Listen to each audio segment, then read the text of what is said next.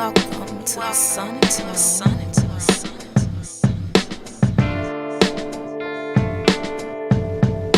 Charm on the train, on the train. Charm on the train, on the train.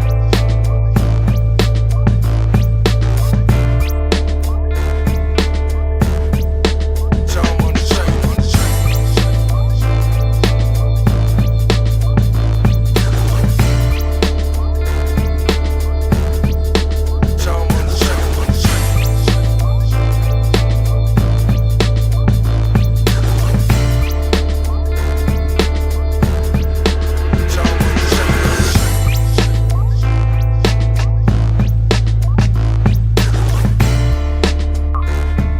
It's kind of brainwashing.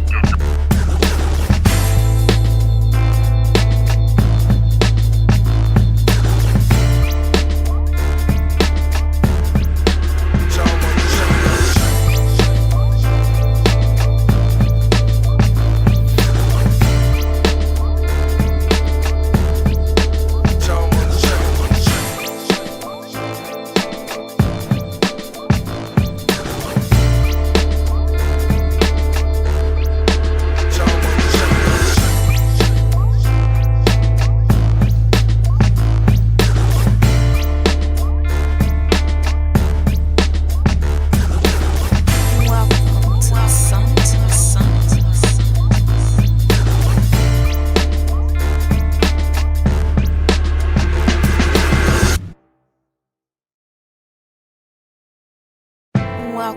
to the sun, to the sun, to the sun. Welcome to the sun, to the sun, to the sun.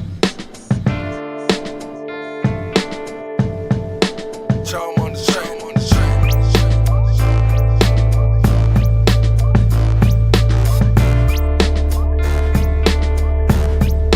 Charm on the train, on the train. Charm on the train, on the train.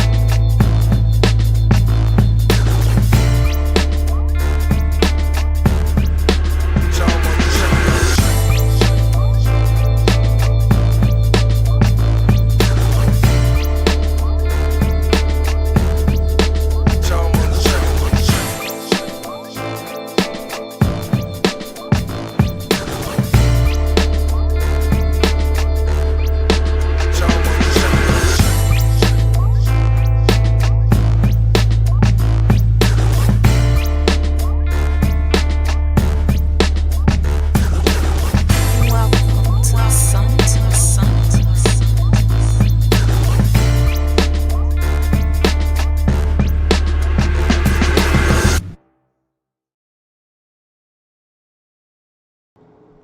Hear ye, hear ye. This is your boy Solomon. I am here live with Chris Harris and Orthodox Moor family. So when you come in the building, hit that like button, hit the like button when you come in the building, family. This is the Solar Vision Debate League playoffs, family. And it is about to go down right now. God damn it! We got the Moor in the building with Chris Harris. We got the judges in. Everything's all locked and loaded. And this is for the right to go to the conference finals, family. So everything is on the table right now. It's Apophis, the Pharaoh of the Exodus, according to the biblical narrative. That is the topic for tonight's debate. And we're going to see who has the better argument for tonight's family. So make sure you get your pens and your pads ready, because this should be a definitely a very informative and a very entertaining debate, family. So let's get right into this, man. You know, what we're going to do first here is introduce tonight's debaters. We got the one, the only, the number one ranked on the side B of the Solar Vision Debate League playoff bracket, Chris Harris in the building. What's going on? Hey, praise the divine, peace SVDL, peace Solar, peace to my opponent, peace Sass, Kung Fu Tony, and Daniel Heyru. Let's have a good debate tonight. All right. And we got the very, very, very clever, very articulate Orthodox Moor in the building. What's going on? The Moor.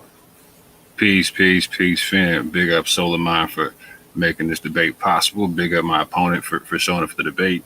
Big up the chat for being here, and definitely big up all the judges for being here.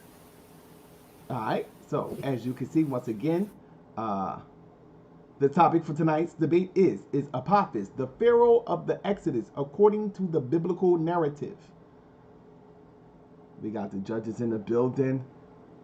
Judge Sass is in the building, family. Gotta drop a bomb for that one. Judge Sass is in the building. All praises to the Most High. Shalom to everybody. Happy Pesach and Feast of Unleavened Bread to all of Israel. Shalom to all of you. I've been waiting for this debate. I got my non-alcoholic drink right here next to me. I got my popcorn. I got my fountain pen is inked up. I'm ready for this one. So to my fellow judges, shalom to y'all, and good luck to the debaters. All right. We have Daniel Heyru in the building. What's up, SVDL?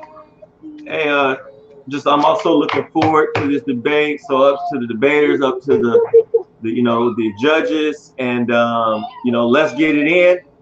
This should be some powerful information, some new information, and so I'm excited to see it all unfold. Good job with debating on each side and presenting your argument. All right. And we got Kung Fu Tony in the building. What's going on? Judge Tony. What's going on to everyone? Hope y'all staying healthy. Have a lot of respect for both these brothers. Moore, Chris, very informed brothers, very smart. So, hope you guys are taking notes. Pretty sure y'all be able to take something from this debate. So let's get it. All right. So with that being said, we can get started right with the debate, family. As you can see, once again, the topic for tonight's debate is Apophis, the Pharaoh of the Exodus, according to the biblical narrative. The format will be as follows. We have a 10-minute opening, a 25-minute premise, a 15-minute rebuttal, and a 5-minute closing. Orthodox Moor is set to go up first, so we're going to go ahead and set that timer for 10 minutes. And we're going to pass the ball over to Orthodox Moor so we can begin this debate, family. So, good luck to both debaters.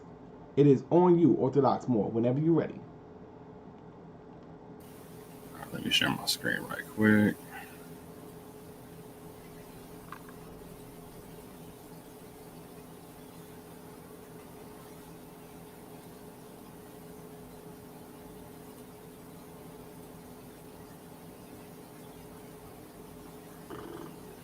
Can you see my screen, Solar? Let me go ahead and pull it up.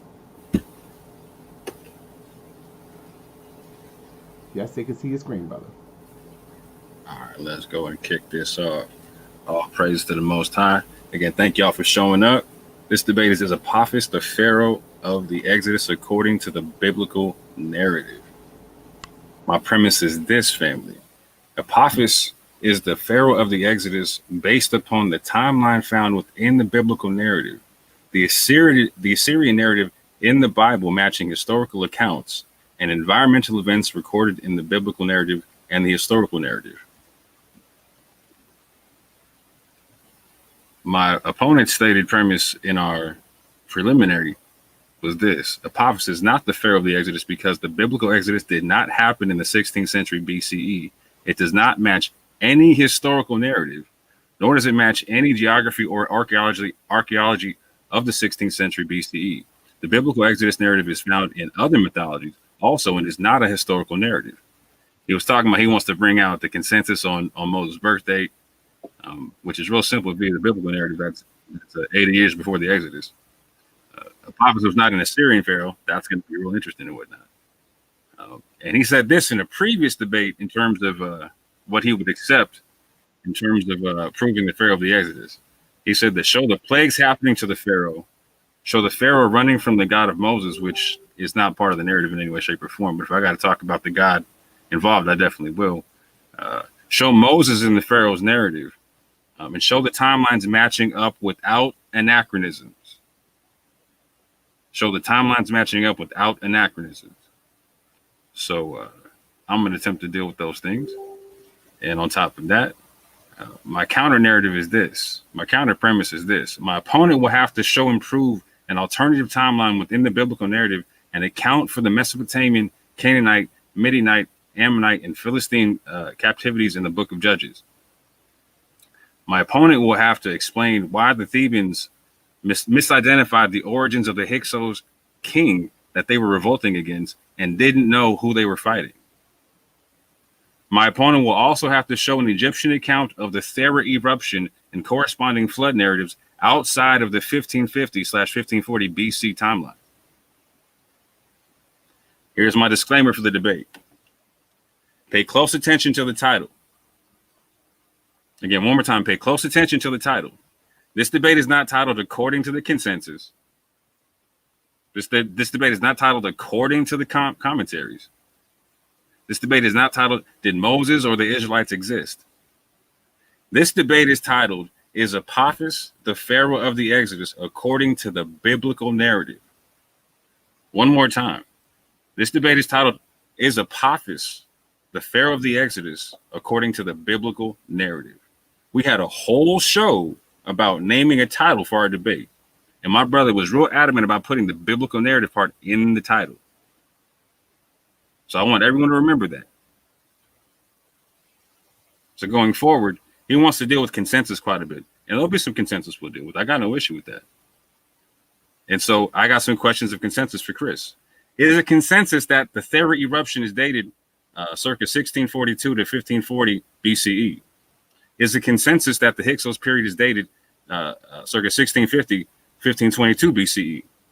Is a consensus that the Tempest stele is dated circa 1550 BCE? Is a consensus that King David's reign is dated circa 1010 BCE? Is it a consensus that Solomon's reign is dated circa 970 BCE? As far as I understand, those are consensus. The first thing we're going to have to deal with is a tale of two timelines. You're going to hear a couple different timelines cited in the Bible tonight, from the Bible, and a couple different dates that you can come up with from that. First, you have a timeline cited in 1 Kings 6, verse 1. It stipulates, and it came to pass in the 480th year after the children of Israel. Hold on, real quick. Pardon me, family. Whoa, there we go. Let me get back to my joint. Where was that? There we go. And it came to pass in the 480th year after the children of Israel were come out of the land of Egypt, in the 4th year of Solomon's reign over Israel, in the month Ziv, which is the second month that he began to build the house of the Lord. So via that timeline, again, understanding the consensus date for Solomon's reign, etc., whatnot, you're going to get 966 BCE, and you're going to add 480 to that, right? You'll get 1446 BCE during the reign of Thutmose III. I am not saying that that is the date. I'm not saying that in any way, shape, or form. What I'm saying is this: there's a clarification given in Acts. And this is an important distinction to understand. Acts 13:17 stipulates this: the God of this people of Israel chose our fathers and exalted the people when they dwelt as strangers in the land of Egypt, and with a high arm brought them out of it. And about the time of 40 years suffered he their manners in the wilderness. And when he had destroyed 7 nations in the land of Canaan, he divided the land to them by lot. And after that he gave unto them judges about the space of 450 years until Samuel the prophet. And afterward they desired a king, and God gave unto them Saul, the son of Kish, or Cis, a man of the tribe of Benjamin, by the space of 40 years. And when he had removed him, he raised up about unto them David to their king, to whom also he gave testimony, etc. Right? So when you add all those together, you got 40 plus 450 plus 40 plus 44. You get 574. You get 44 here because at the end of all these years you tack on the 40 years of David reigning plus the 4 extra years it takes for Solomon to start building the temple after his reign begins. So you get 474. You tack that on to 966, and you get circa 1540 BCE, the Hyksos period. The 480 years of First Kings and First Kings 6 does not account for captivities and Judges. Excuse me. Judges 3:8 speaks of a captivity of Mesopotamia of 8 years. Judges 4:2 speaks of a captivity of Canaan for 20 years. Judges 6:1 speaks of a captivity in Midian for 7 years. Judges 10 speaks of a captivity of Ammon and the Philistines for 18, 19 years, depending on how you read the verse. Judges 13 speaks about another captivity of the Philistines for 40 years. So when you do that math, 8 plus 20 plus 7 plus 19 plus 40 equals 94. These are 94 unaccounted years via them being in captivity, because in captivity, they don't count themselves. There's no census in captivity. So you have 480 from First Kings to 94, and you get 574 years, the same timeline. The same timeline spoken of in Acts. In our preliminary, my opponent stated that there were only 4 or 5 captivities in the biblical timeline: Egypt, Assyria, Babylon, Rome, etc. Because he disregards the captivities in the book of Judges, he will try and force a 1446 timeline that simply just does not add up with the biblical narrative. Again, not with the biblical narrative. Let me check my time right quick. I got 2 minutes. Cool. So my timeline, again, as I stated, is circa 1550, circa 1540 BCE. Apophis and Athmos are contemporaries during this time period. However, Athmos cannot be the Pharaoh of the Exodus because he is not an Assyrian. And the biblical narrative clearly states that it was an Assyrian who oppressed in Egypt. Isaiah 52:4. For thus saith the Lord God, my people went down aforetime in Egypt to sojourn there, and the Assyrian oppressed them without cause. Again, this is based upon the biblical narrative. The biblical narrative. The narrative of the Exodus in the Bible points towards events consistent with the volcanic eruption, which I will show in the debate. But check this out. The biblical timeline points towards circa 1540 BCE for the Exodus date. The Thera eruption is dated from circa 1642 to 1540 BCE. The Tempest stele of Athmos is dated to circa 1550 BCE. The Hyksos period is dated circa 1650 to 1540 BCE. Some push it to 1522. That is not an anachronism. Those all line up. My brother's going to have to destroy that line right there. He's going to have to destroy that line. The question is, will he be able to do it? Will he be able to do it? Again, the biblical narrative states this. It was an Assyrian who oppressed them without cause. Prior to this, in a conversation with the judges, he said he wasn't caring about the Assyrian narrative. Well, the Bible states there's an Assyrian narrative, so you better care about it. If I prove it, you better disprove it. With that, I yield the balance of my time. All right. Shout out to Orthodox Moor. We're going to pass the ball now over to Chris Harris. You also have 10 minutes to present your information for your opening round. Whenever you're ready, brother.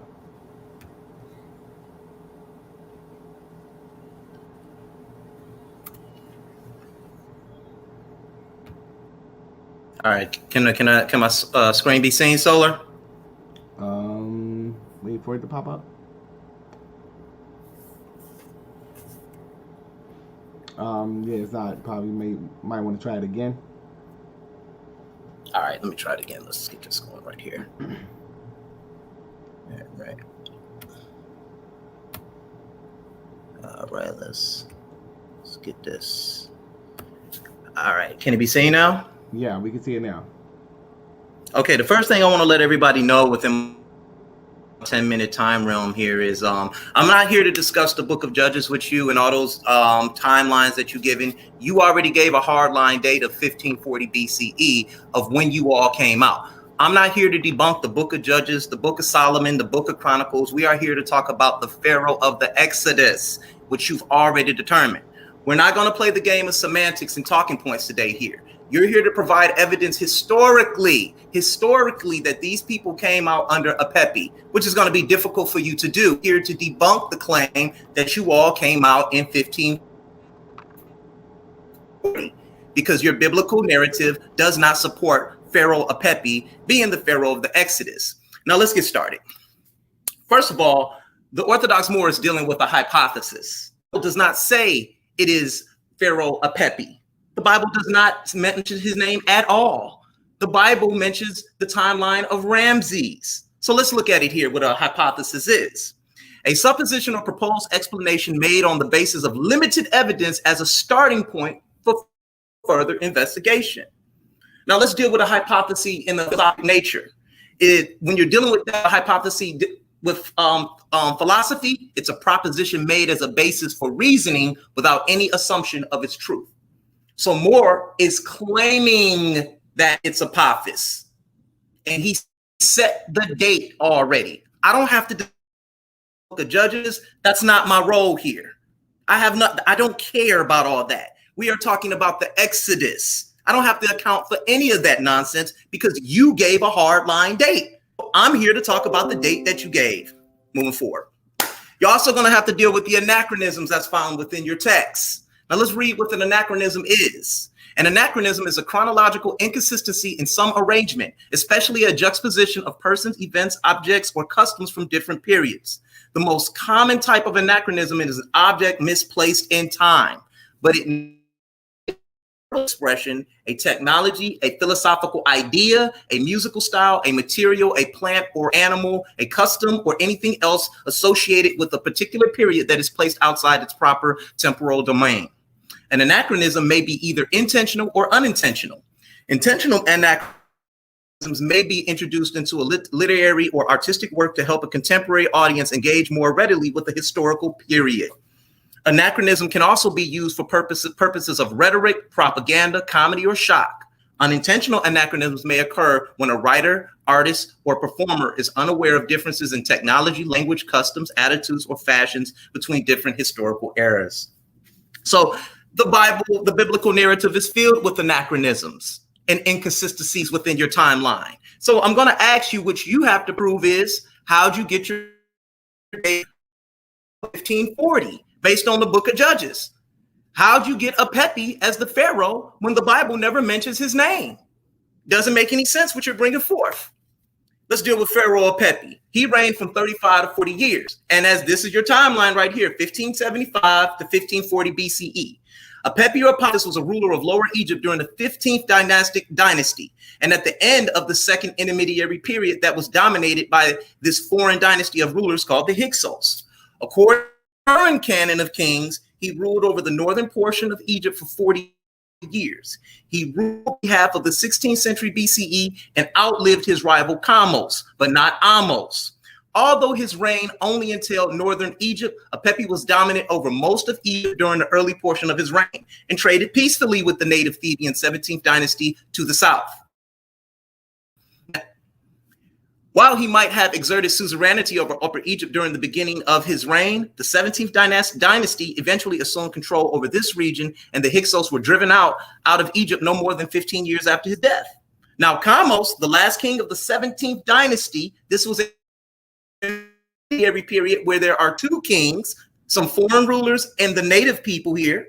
The 17th dynasty refers to Apepi as a chieftain of retinue and a stele that implies a Canaanite background for this Hyksos king. My source was Nicholas Grimoire, A History of Ancient Egypt.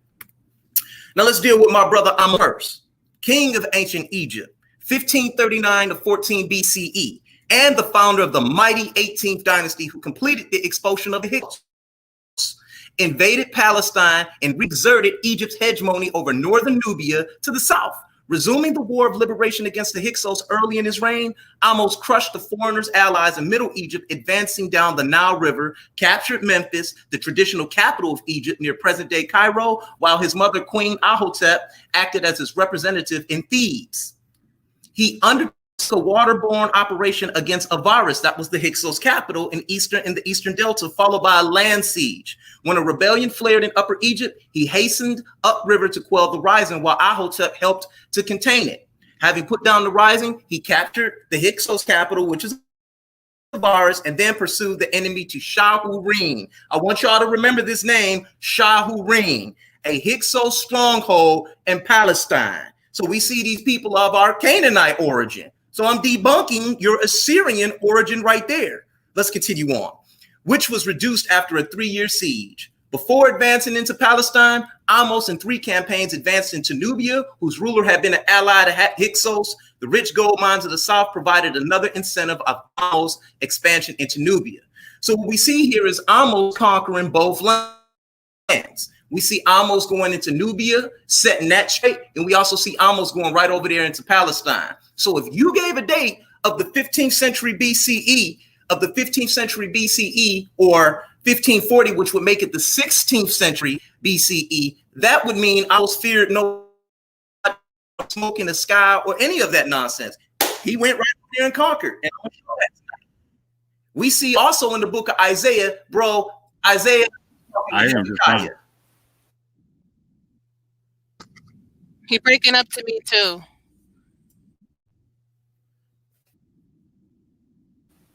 Pause this time up. Pause this time up. All right.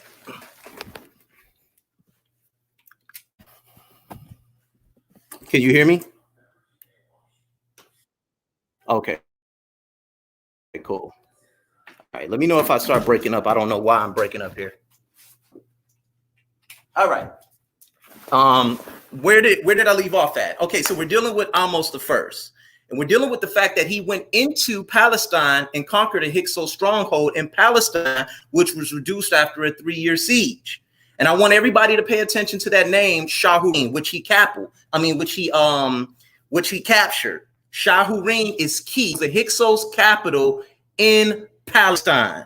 That is key. All right.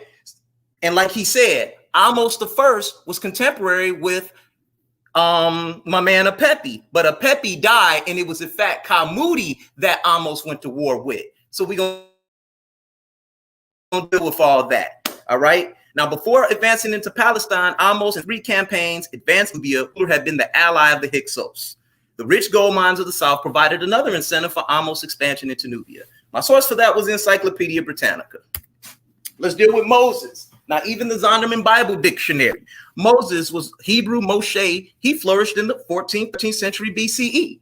Hebrew prophet, teacher, and leader who in 13th century BCE, before the Common Era of BC, delivered his people from Egyptian slavery in the covenant ceremony at Mount Sinai, where the 10 Commandments were promulgated.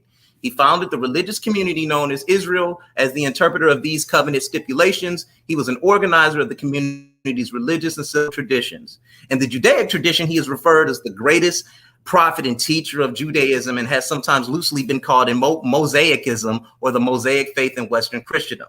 So I'm not here to talk to you about what's going on in Judges. You already gave a date, Moor. I don't have to do all that adding and division and backdating and all that conflation and all those talking points. I'm not here to discuss that. We're here to discuss an Exodus. That's what we are here to discuss. All right. So I want to give an example of an anachronism. Now, anachronisms are out of place words or phrases. For example, a story from the 18th century AD would not talk about computers, atomic power, or airplanes because they were not invented yet. In Genesis, the use of camels. Camels were not widely used until after 1000 BCE. In the Joseph story, there is breaking up. Okay. Hold on.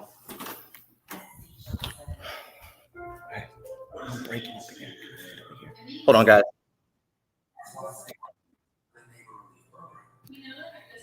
Okay.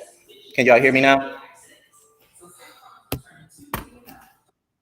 Okay, hold on. Pause my time. Yeah, sorry.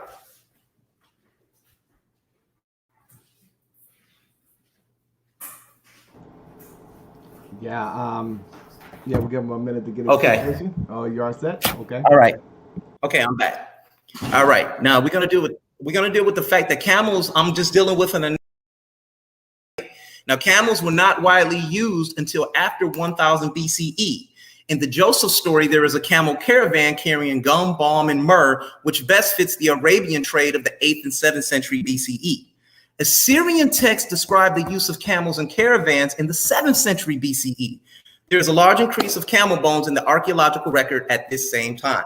So this is why I wanted to present what anachronisms are, because many of the arguments that some people try to make have to do with anachronisms. And what Moore does not understand is his book does not have any dates. It does not say a pharaoh. And he's sitting up there trying to hardline everybody and confuse everybody with all these talking points that have nothing to do with the subject at all. You already gave a date of 1540 BCE. That's all I got to discuss. So with that being said, Solar, I yield my time. I'm ready to make this debate happen. Shout out to the squad, Dark Side. Let's make it happen. Shout out to Chris Harris. We're going to keep this thing rocking and rolling. Swing the ball back over to Orthodox Moor. This will be the premise round, which will be scheduled for 25 minutes for each debater. Chris Harris is done, and now it's Orthodox Moor's turn to break down his information. So it is on you, Orthodox Moor, whenever you're ready.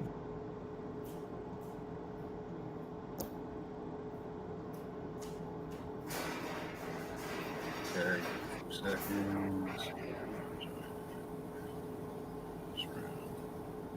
Damn. There we go. Share the screen.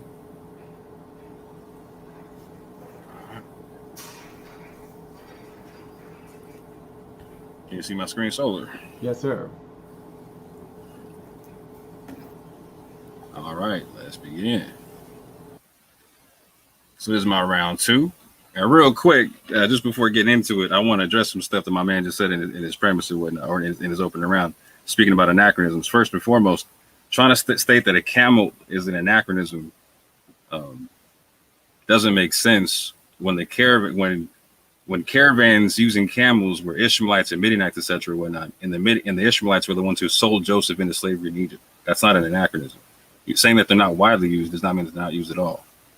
So they're definitely used by the people who sold Joseph into Egypt, and they were going into Egypt to sell him there. So that's not an anachronism. 2, my man Chris claimed that the biblical timeline went back to Ramses. That's 1279 BCE. Make that add up, brother, because I just said 574. And the judge told you, but prior to this, you got to disprove what I'm talking about or support what you're talking about. Saying you don't got to make it add up. No. You got to support that. You said it goes back to Ramses. Make it go back to Ramses. I just gave you the math on why it goes back to the Hyksos period. So disprove the 574 from 1 Kings or from Acts 13. You're on the hook for that. Disprove the 574 or prove the 1279.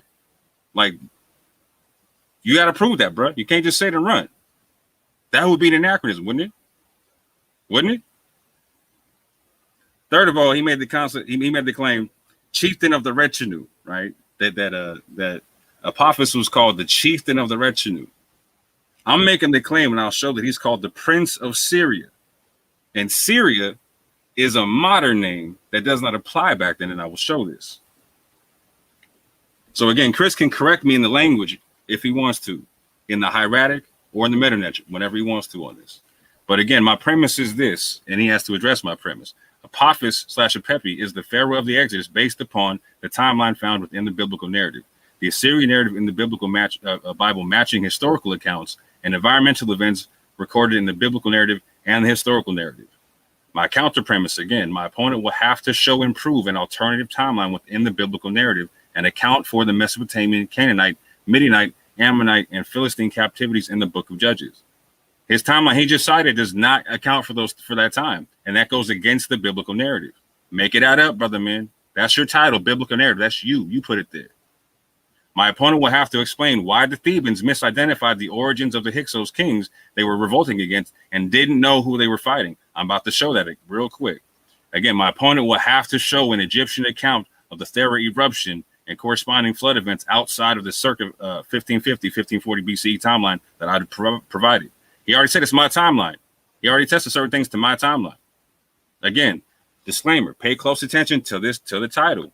The debate is not titled according to the consensus. The debate is not titled according to the commentaries. The debate is not titled, did Moses or the Israelites exist? The debate is titled, is Apophis the Pharaoh of the Exodus according to the biblical narrative? He made a good claim that I can't wait to prove. He said, is Apophis named in the Bible? We shall see. Premise round 2, the Assyrian Pharaoh of the Exodus. First, let's break down this concept of the Assyrian motif within the Bible. Isaiah 10.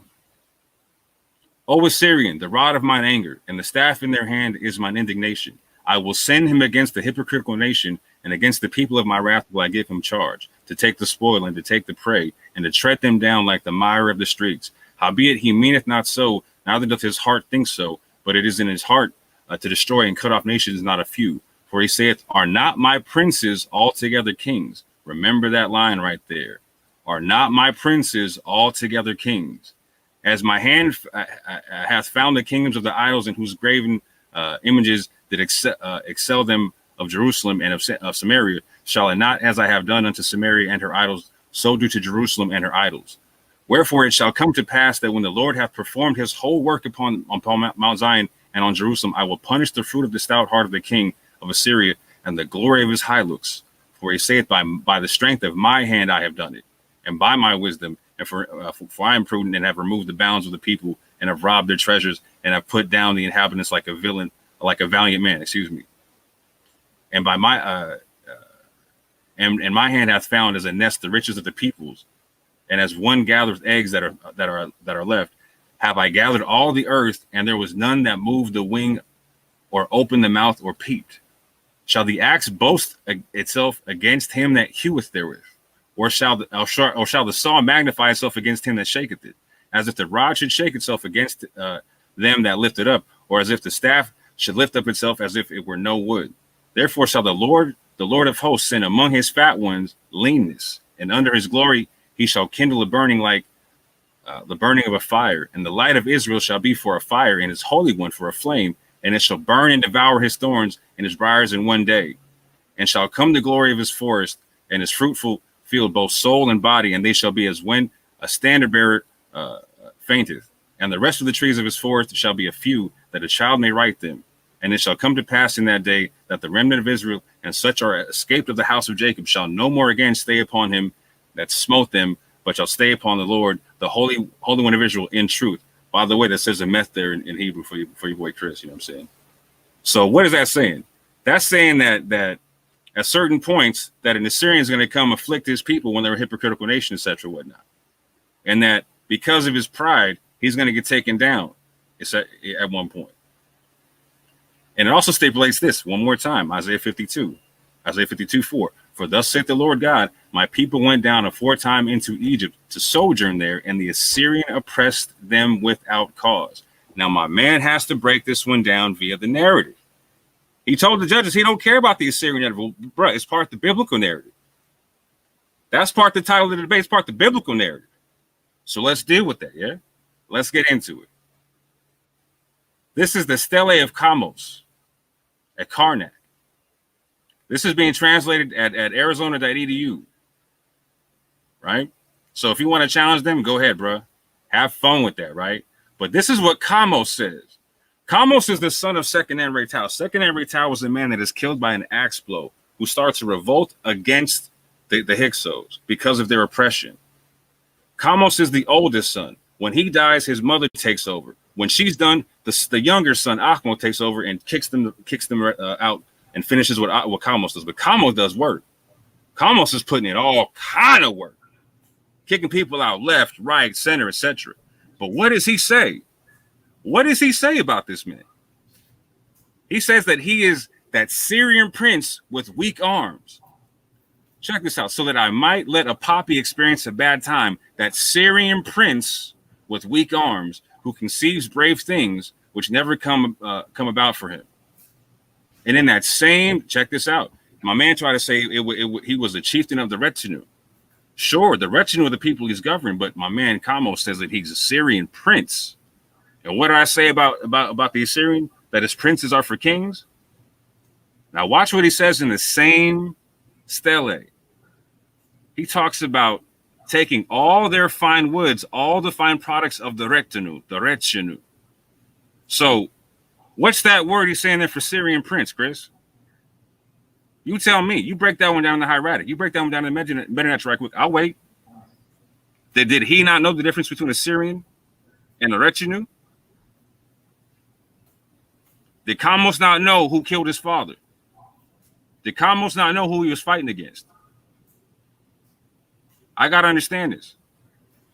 Oh, I can hear Chris now. No. That's Syrian. That's not a Syrian. That's Syrian. That's not a Syrian. No. We're going to deal with this right quick. Syria and Assyria. So the term, he already said that place that the Hyksos are ruling was in Palestine. 100% correct. They had a spot that they was rocking in Palestine. 100%. But the spot was not named Syria at the time. Syria was a modern name that was used amongst the Romans. In fact, what the consensus stipulates is that Syria and Assyria have the same etymology. Majority mainstream scholarly opinion now strongly supports the already dominant position that Syrian and Syriac indeed derived from Assyrian, and the 21st century discovery of the Seneca inscription seems to clearly confirm that Syria is ultimately derived from the Assyrian term Asareu. Coming from my man Fry, in Assyria and Syria synonyms, PDF for Journal of Near Eastern Studies. Yeah.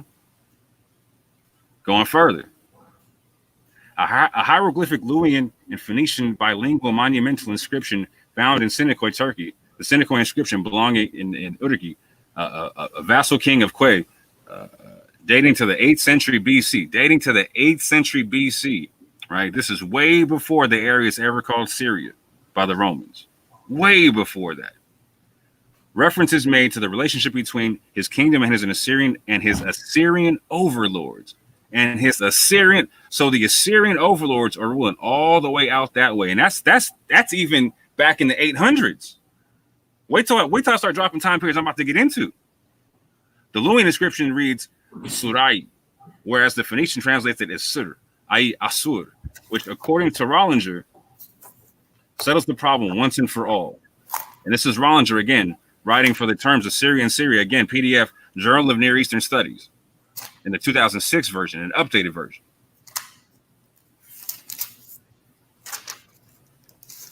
Somebody's mic's on right quick. Writing in the 5th century BC, Herodotus stated that those called Syrians by the Greeks were called Assyrians by themselves and in the East.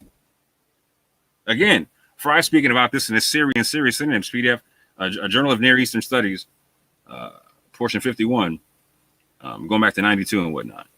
Again, by Pliny's time, however, this larger Syria had been divided into a number of provinces under the Roman Empire, but politically independent from each other.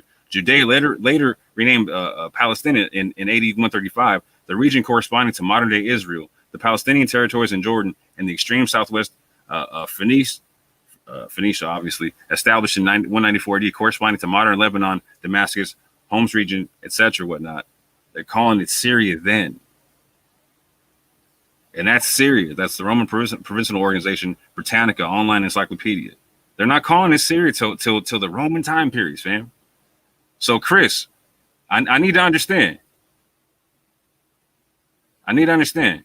Who is that Syrian prince with weak arms? Because here's the truth.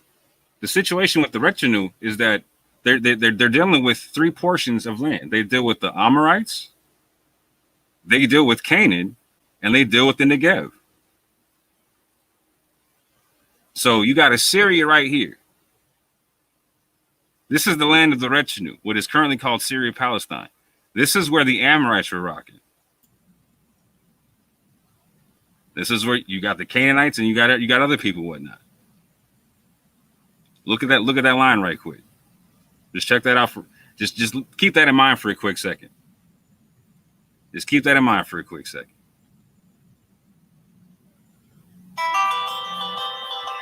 Hello? Oh, sorry about that. But keep that in mind for a second. Again, the retinue refers to the land of the Amorites, Canaanites, and the people of the Negev. The borders of the retinue shifted with time, but it generally consisted of 3 regions. The southernmost was Jahi, which had about the same boundaries as Canaan. Lebanon proper was located in the middle between the Mediterranean and the Orontes River. North of Lebanon was designated Amaru, the land of the Amorites. This is coming from Steindorf, When Egypt Ruled the East, page 47 from the University of Chicago Press, 1942. Again, I just showed you that map of the retinue. yeah, or where that land is. Now check this out. The Amorite period from 2000 BCE to 1600 BCE in Mesopotamia, right? 400-year period of time. I'm citing that from Ancient History Encyclopedia, right? Look at this. We got this concept of the wickedness of the Amorites in the scrolls, right? Which is intriguing. The wickedness of the Amorites is not yet full.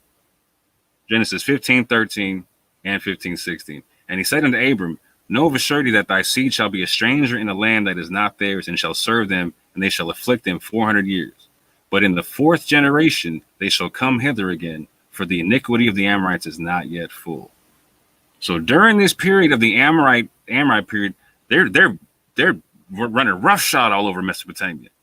In fact, they even run into Assyria and start taking stuff over. So check this out. The Assyrian king that knew not Joseph. Why am I talking about the Amorites? We'll talk about it in a second. Watch. Just watch. Exodus 1:8. Now there rose up a new king. It doesn't even say Pharaoh right there. It says new king, new Melech over Egypt, which knew not Joseph. Now, if you go and do the timeline on everything, like I said, the narrative of the time of the Bible is that Moses is 80 years old at the time of the Exodus. So when you subtract the time and you understand who was the Pharaoh before Apophis, his name is Hayan. Now, Hayan is generally assumed to be an Amorite. Now, why is he assumed to be an Amorite? Because the Amorites write in the Akkadian language in cuneiform. And since Hayan is so far south of the Amorite land, it's just assumed that they're Amorites. But check this out. His name is not quite an Amorite name. Hayan generally has been interpreted as Amorite Hayanu, reading Haya. You see what it is, which the Egyptian form represents perfectly, and this is the all likelihood, the correct interpretation. Again, likelihood, not confirmed likelihood.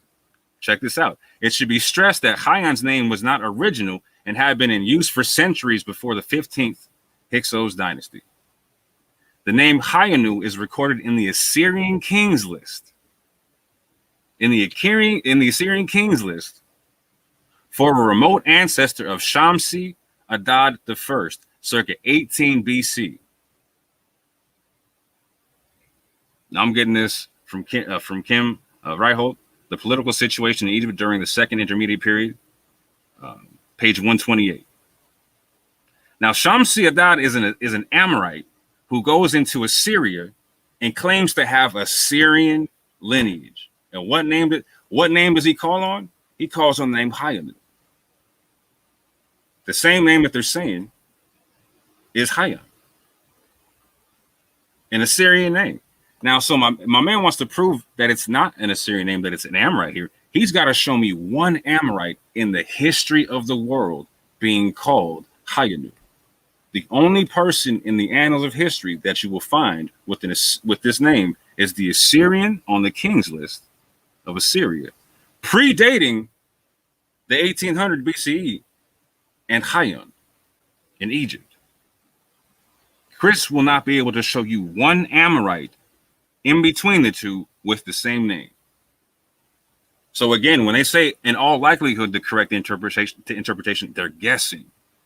What they know for a fact is that it's an Assyrian name. And again, the Assyrians write in the same language, Akkadian. It is a trade language amongst the Akkadians, the Assyrians, and the Amorites. Chris will have to show at least one confirmed Amorite with this name to claim it is not an Assyrian name. There isn't one. Real quick, let me show you something about your man Hayan. This is gonna be real important. So he is linked with the lion, and this is gonna be real important later. But this is him being inscribed on the cartouche in the British Museum. Hayan the lion. Remember that. Remember that going forward. Oh, real quick, just my man wanted to talk about something. You want to talk about a narrative of Moses and whatnot. A stela of Hayan mentions a king's son who also was discovered at Avaris by a man from Beatek.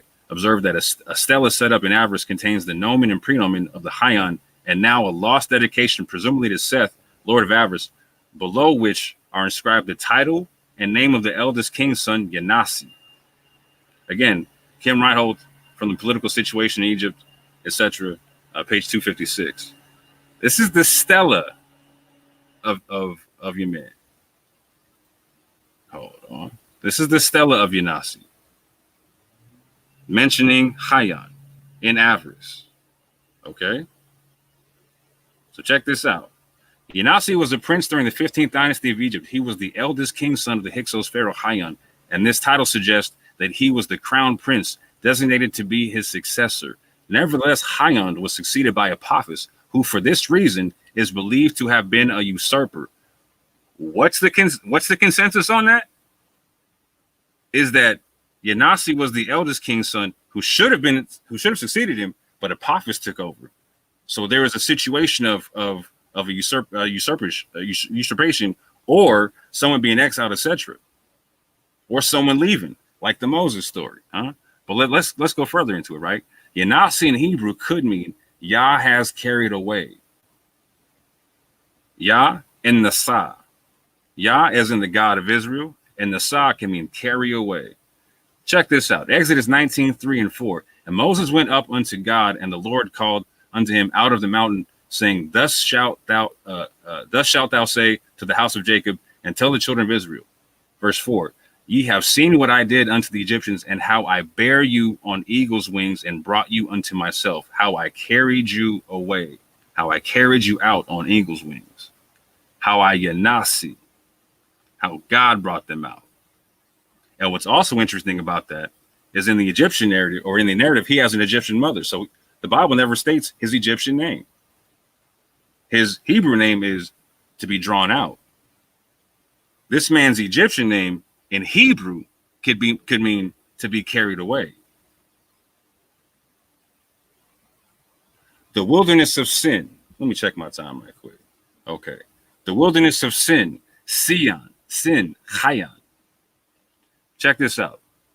From page 156 of Alan Gardner's Egypt of the Pharaohs, an introduction, Oxford University Press, it stipulates, claiming to directly quote Manetho, Josephus put a king named Giannis, again, that's Yanasi's name, instead of Sion. Now check this out. Sion, the latter being a Greek form of the name Hayan. Sion. Okay? There's a Hebrew word I want y'all to check out. It's called sin, or Sion. Scene of uncertain duration, Sin, the name of an Egyptian town and probably desert adjoining Sin. Exodus 16:1, and they took their journey from Elim, and all the congregation of the children of Israel came unto the wilderness of Sin. Sion, which is between Elim and Sinai. Not the same word as Sinai. So Chris can't even play that game. Not the same word as Sinai on the 15th day of the second month after the departing out of the land of Egypt. Numbers 33:11. And they removed from the Red Sea and encamped in the wilderness of Sin. So it's letting you know that Sin is not too far from the Red Sea, the wilderness thereof. And I will pour my fury upon Sin, Ezekiel 30:15 and 16, the strength of Egypt. And I will set fire in Egypt. Sin shall have great pain. It's a city, and it's not too far from the Red Sea. And it's named, and it seems to be named after your man, Sion, Hayan. Now, we already know that the oldest writing of the Torah that we have in the consensus, like my man likes to talk about, is the Septuagint. So in the Greek form, we can easily see where Sion turns into Sion. The name of Apophis in the biblical narrative, Isaiah 31. Let me see how much time I got. I got 2 minutes. Cool. Good money. Woe to the rebellious children, saith the Lord, that take counsel, but not of me, and that cover with the covering, but not of my spirit, that they may add sin to sin, that walk to go down into Egypt and have not asked at my mouth to strengthen themselves in the strength of Pharaoh and to trust in the shadow of Egypt. Therefore shall the strength of Pharaoh be your shame, and the trust in the shadow of Egypt your confusion. For his princes were at Zoan, and his ambassadors came to Hanes, and they were all ashamed of a people that could not profit them, nor be in help, nor profit, but a shame and also reproach. Now pay attention to this: the burden of the beasts of the south into the land of trouble, and the anguish from whence came the young and old lion, the viper and fiery flying serpents. They will carry their riches upon the shoulders of young asses, and the treasures upon the bunches of camels, to a people that shall not profit them. Now check this out. Where in the Exodus narrative are there lions and fiery vipers? There's flying fiery serpents. Oh yeah. But where is there lions and fiery serpents? Well, we see the lion in the wilderness of sin. Yeah. But check this out. What's the name for viper here? It says fiery viper at that. Epheh seraph. Epheh is used 3 times in the entirety of the Bible, and once is it paired with seraph. So in this Exodus narrative, we have an old and young lion, like Hayan, and we have a viper, Epheh seraph, Apophis. Epheh is the word for snake. Apophis is a snake. In Coptic, it's office. In Greek, it's office. The 2 P's come together to make the emphatic F sound. Hence, we get Epheh seraph. So you get the visual imagery of the lion and the fiery viper separate from the fiery flying serpents that you see in the text. Now, my man want to tell me that this is not the narrative? That I didn't just show you Apophis' name in the scrolls? Time. All right. Shout out to Orthodox Moor for dropping his information. We're going to hand this thing over to Chris Harris. It is on you, brother. We're going to go ahead and set the timer for 25 minutes for your premise round. And whenever you're ready, but just let me know. All right, let me get my screen share up.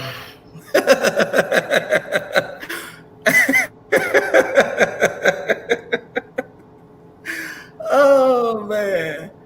All right, man. Can it be seen now, Solar? Yeah, you're all locked and loaded, brother. All right, man. Let's wait for it to load up before you give me my 25 minutes here. You know what? I was gonna wait. Let me just go ahead and debunk that nonsense that he's spitting to y'all right now, trying to prove to y'all the Assyrian kings and all that. First of all, let's deal with Isaiah. Isaiah is an 8th century prophet who was living during the 8th century BCE. He wasn't living in the 16th century, man. Man, stop it, man. That doesn't make any sense. Isaiah was the 8th century BC Israelite prophet after whom the book of Isaiah is named. Within the textbook of Isaiah, Isaiah himself referred to as prophet, but the exact relationship between the book of Isaiah and any such historical Isaiah is complicated. The traditional view is that all 66 chapters of the book of Isaiah were written by one man, Isaiah, possibly in 2 periods between 740 BCE and 686 BCE. Separately, approximately 15 years. This is hilarious. Not one time did he present to you all the Exodus. All he did was use suggestive reasoning and appeal to belief the entire time. Let's deal with the 25th dynastic period of Egypt, okay? Because this one the Assyrians attacked. Let me debunk him real quick. The 25th dynasty of Egypt, alternatively, the 25th dynasty or 25th dynastic period, also known as the Nubian dynasty or Kushite Empire, was the last dynasty of the 3rd intermediary period of Egypt that occurred after the Nubian invasion. The 25th dynasty was a line of pharaohs who originated in the kingdom of Kush, located in present-day northern Sudan and Upper Egypt. Most of this dynasty's kings saw Napta as their spiritual homeland. They reigned in part of all of ancient Egypt from 744 to 656 BCE. The dynasty began when Kashata's invasion of Upper Egypt and culminated in several years of both successful and unsuccessful wars with the Mesopotamia-based Neo-Assyrian Empire. Get your dates straight. The 25th dynasty, reunification of Lower Egypt Upper Egypt and Kush created the largest Egyptian empire since the New Kingdom. They assimilated into society by reaffirming ancient Egyptian religious traditions, temples, artistic forms, while introducing some unique aspects of Cushitic culture. It was during the 25th dynasty that the Nile Valley saw the first widespread construction of the pyramids, many that now, which is in the Sudan. After the Emperor Sargon II and Sennacherib defeated attempts by the Nubian kings to gain a foothold in the Near East, their successors, Esarhaddon and Ashurbanipal, invaded and defeated and drove out the Nubians. War with Assyria resulted in the end of the Cushitic power in northern Egypt and the conquest of the Egypt by the Neo-Assyrian Empire. They were succeeded by the 26th dynasty, initially a puppet dynasty installed by the vassals of the Assyrians. So this was all in the 7th century BCE. 700 BCE, 8th century BCE, excuse me.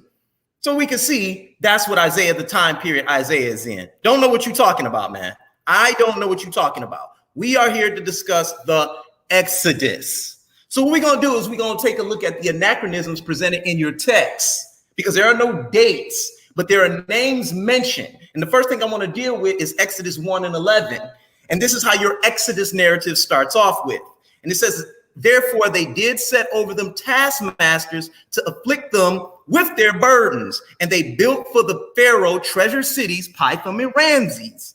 Now, the city of Ramses was the new capital built by the 19th dynastic period in 1279 to 1213 BCE at Cantir, near the old site of Avaris. The city has served as a summer palace under Seti I, and it may have been founded by Ramses around the 13th century BCE while he served on the Hornhead. Now, if the Israelites left in 1540, how could they have built the city of Ramses? That's a question that you need to ask, because that's what your biblical narrative says. It was not built till the 13th century BCE. Moving on, let's take a closer look here. Now, Genesis 26 and 1 says, and there was famine in your land, besides the first famine that was in the days of Abraham, and Isaac went unto Abimelech, the king of the Philistines. King of the Philistines? How does Abraham and Isaac coexist with the Philistines? In Genesis 26 and 1, the Philistines are encountered, but it is not after 1200 BC that the Philistines settled on the coastal plain of Canaan. And it is widely accepted that Abraham is your patriarch, so there's no way that he could be living for over 700 years. Gerar, a Philistine city, is mentioned in Genesis 20 and 1, but excavations show this was just a small village in the Iron Age around the 1200 to 500 BCE. That's the dates given for the Iron Age. Let's deal with Exodus 13 and 7. And it came to pass when the Pharaoh had let the people go, and God led them not through the way of the land of the Philistines. Wow. Let's read that again. And God led them not through the way of the land of the Philistines, although that was near, for God said, lest peradventure the people repent when they see war and return to Egypt. So they were afraid of the Philistines. And as we can see, the writer of these texts is expressing events in the 12th century BCE, not the 16th century BCE, bro. Stop it. Let's deal with more anachronisms in your Bible. Oops. Excuse me, I'll hit down. Excuse me. Exodus 23 and 1.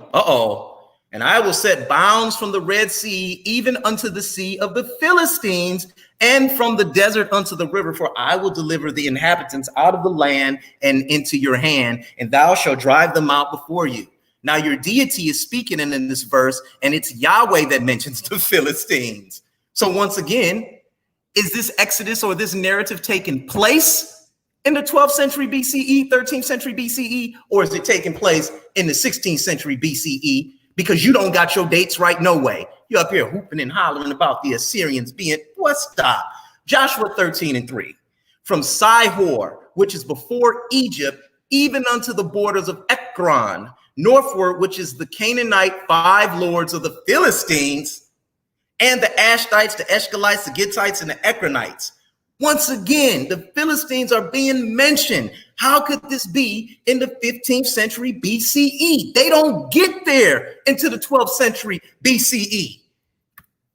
The Zondervan Bible explicitly reads, Exodus, the event which terminated the sojourn in Egypt, the departure from Egypt under Moses. the biblical record. Exodus 13:7 states that Israel did not take the direct through the Philistine country to Canaan.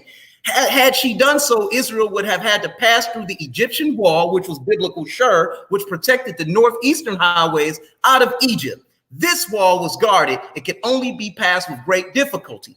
If she peacefully crossed the border, further opposition could be anticipated from the Philistines. Once again, your biblical narrative saying the Philistines were there. The Philistines don't show up on the archaeological record, the historical record, to the 12th century BCE. Let's continue. Who are the Philistines? One of the people of the Aegean origin who settled on the southern coast of Palestine in the 12th century BCE, about the time of the arrival of the Israelites. So they saying y'all arrived there in the 12th century BCE. Don't get mad at me. Get mad at Moor. According to the biblical tradition, the Philistines came from Kaphor, possibly Crete, although there is no archaeological evidence of a Philistine occupation of the island. The first records of the Philistines are inscriptions and reliefs in the mortuary temples of Ramses III at Medinet Habu, where they appear under the name of PRST, as one of the sea peoples that invaded Egypt around 1190 after ravaging Anatolia, Cyprus, and Syria. So the Philistines defeated the Assyrians? Because you hollering out that, that Syria a whole lot. Let's continue.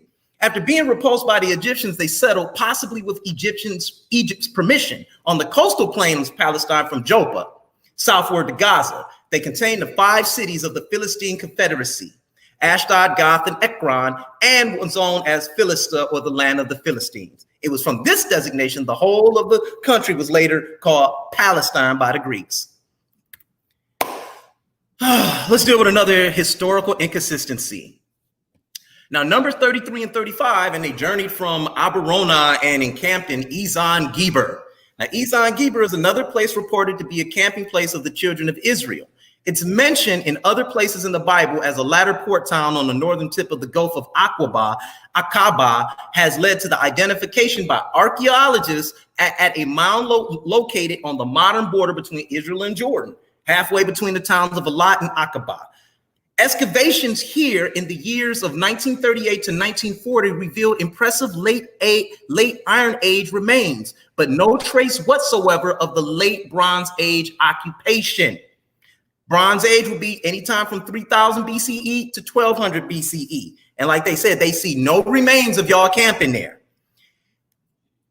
From the long list of encampments in the wilderness, Kadesh Barnea and Ezion Geber are the only ones that can be safely identified, yet they reveal no trace of the wandering Israelites. That's Numbers 33 and 35. Now, in early years, modern research scholars identified the Hyksos with the kings of the 15th dynastic period of Egypt, who ruled from about 1670 to 1570 BCE. The early scholars accepted Manetho's report quite literally and sought evidence for a powerful foreign nation or ethnic group that came from afar to invade and conquer Egypt. Subsequent studies showed that inscriptions and seals bearing the names Hyksos rulers were Semitic, in other words, Canaanite. Recent archaeological excavations in the eastern Nile Delta had confirmed that the conclusion and indicate that the Hyksos invasion was a gradual process of immigration from Canaan to Egypt, rather than a lightning military campaign. The most important dig has been undertaken by Manfred Bietek of the University of Vienna at Tel Da'aba, a site in the eastern Delta identified as Avaris, the Hyksos capital. Excavations show a gradual increase of Canaanite influence in the styles of pottery, architecture, and tombs from around 1800 BCE, not Assyrian. By the time the 15th dynasty, sometimes 150 years later, the culture of the site, which eventually became a huge city, was overwhelmingly Canaanite. The Tel El-Daba finds evidence for a long, gradual development of Canaanite presence in the Delta and a peaceful takeover of power from there. The source of that was the book Bible Unearthed by Israel Finkelstein, page 55. Here are the kings of the 18th dynastic period. Here's Egypt's reign in the 18th dynastic period. They ruled all of Palestine. Do your history more. You ain't showed us no, you got to show us the Exodus. Show us Apophis being the king of this Exodus here. Let's deal with Joshua 19 and 6, because this is a hammer. This is a hammer, people. Pay attention. Joshua 19:6. This is when Joshua is dividing up the land and he's giving it to the Israelites, right? And it says, and the second lot came forth to Simeon, even for the tribe of the children of Simon, according to their families, and their inheritance was within the inheritance of the children of Judah. And Beth Laboth and Shahurim, 13 cities in their village. Now, wait a minute. Shahurim, 13 cities in their villages. How could this have happened in the 15th century BCE? History tells us something completely different. Let's take a closer look at Shahurim, because we're dealing with the 15th century, right? The destruction of Shahurim was merely the first stage of a new policy of preemptive warfare waged by the Egyptians. Because the Egyptians of the 17th dynasty felt deeply humiliated by the 15th and 16th dynastic rule of the Hyksos. The Theban dynasty launched an ambitious war led by secondary Tau against the foreign king Apophis to reclaim lost territory. Through his own campaign to expel the Hyksos from Egypt failed, and he himself was killed in battle. His son Kamos launched an attack on the Hyksos capital of Avaris. It was his much younger brother Amos, however, who finally succeeded in capturing Avaris, raising it, and expelling the Hyksos rulers from Egypt altogether. So the only mass exodus that we see is, guess what? The Hyksos period in the second millennium BCE. The profile insult of foreign rule to the honor and integrity of Egypt could be corrected, and its reoccurrence prevented only by extending Egypt's hegemony over the Asiatics to the north and east of Egypt. Amos I engaged in a relatively 3-year siege of Shahurim. This is all in the dates Moore gave, thereby launching an aggressive policy of preemptive warfare. The town fell soon after the siege, ending the power of the Hyksos. His victories was maintained by his son Amenhotep, then continued by Amenhotep's successor Thutmose I, who extended Egyptian influence as far as the Mitanni kingdom in the north of Mesopotamia in the east, pushing the borders of the Egyptian empire further than even before. So Moore, here's the funny thing. You said they came out in 1540 BCE. Well, according to the biblical narrative, they spent 40 years in the wilderness. So if it was 1540 BCE, guess what? That means Joshua inherited the land in the 1500 BCE, early 1500 BCE. And guess what? That would make no sense because you got Amos I running Shahurim. So who lying here? Because Amos ran Shahurim and they installed Egyptian garrisons all through there. Didn't no Joshua give out no land there when the Egyptians got garrisons all through there? Man, stop it. Deal with the Exodus narrative. Chapter 6, Western Asia in the middle of the second millennium BCE. Now, at the period when the Egyptians, and especially Thutmose III, were campaigning in Syria, the Hebrews had yet not come into the possession of the country. Let me read this again. At the period when the Egyptian pharaohs, and especially Thutmose III, were campaigning in Syria, not against Assyria, the Assyrians, the Hebrews had not yet come into the country. Palestine, Coel, Syria, and the coastal plain as well were inhabited by Semitic tribes commonly designated as the Canaanites, who spoke a language almost identical to Hebrew. It was Canaanite language, no such thing as Hebrew.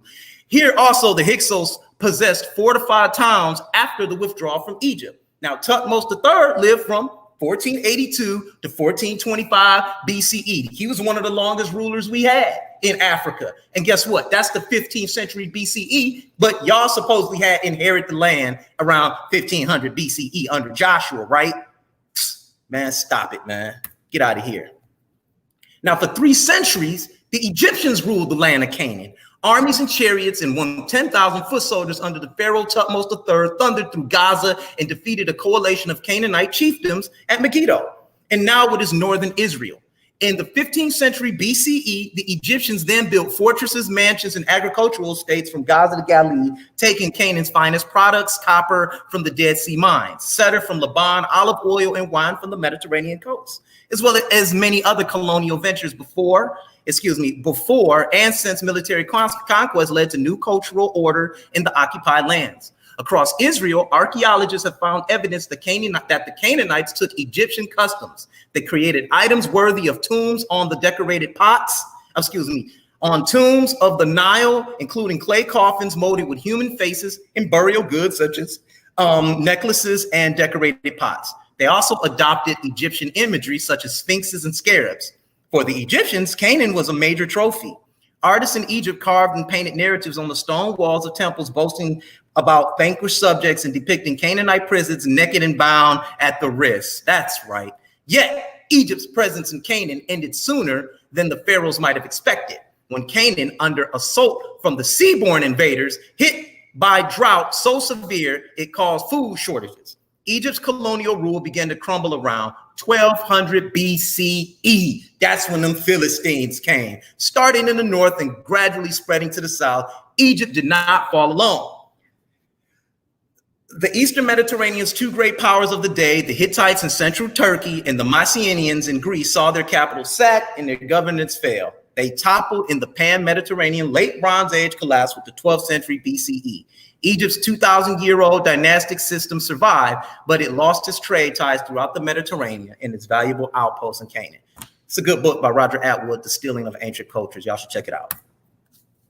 So, Solar, there's my presentation so far. As we can see, Joshua did not take the land in the 15th century BCE because the Egyptians under Ahmose I clearly conquered it first. That is a historical record, not a religious text record. There's no way that Joshua divided up the land. As you can see, I showed y'all that his dates for the Exodus don't make any sense because you're dealing with a bunch of anachronisms that he can't get past. He's dealing with historical inconsistencies that he can't get past, and you can't get past that Joshua 19:6. The only way you can deal with that is to say you believe. So with that being said, Solar, time. Show me Pharaoh Apophis being the king of the Exodus. Show me Israelites fleeing. You go. All right. Shout out to Chris Harris. It's time to rebut now, family. So we're gonna go ahead and hand this thing over to Orthodox Moor. It is on you, brother. The rebuttal is set for 15 minutes. So I'll wait for Orthodox Moor to pull up his screen, and we'll set the timer for 15 minutes, and we'll get this thing started, family. The rebuttal is now in session. So it is on you, Orthodox Moor, whenever you're ready.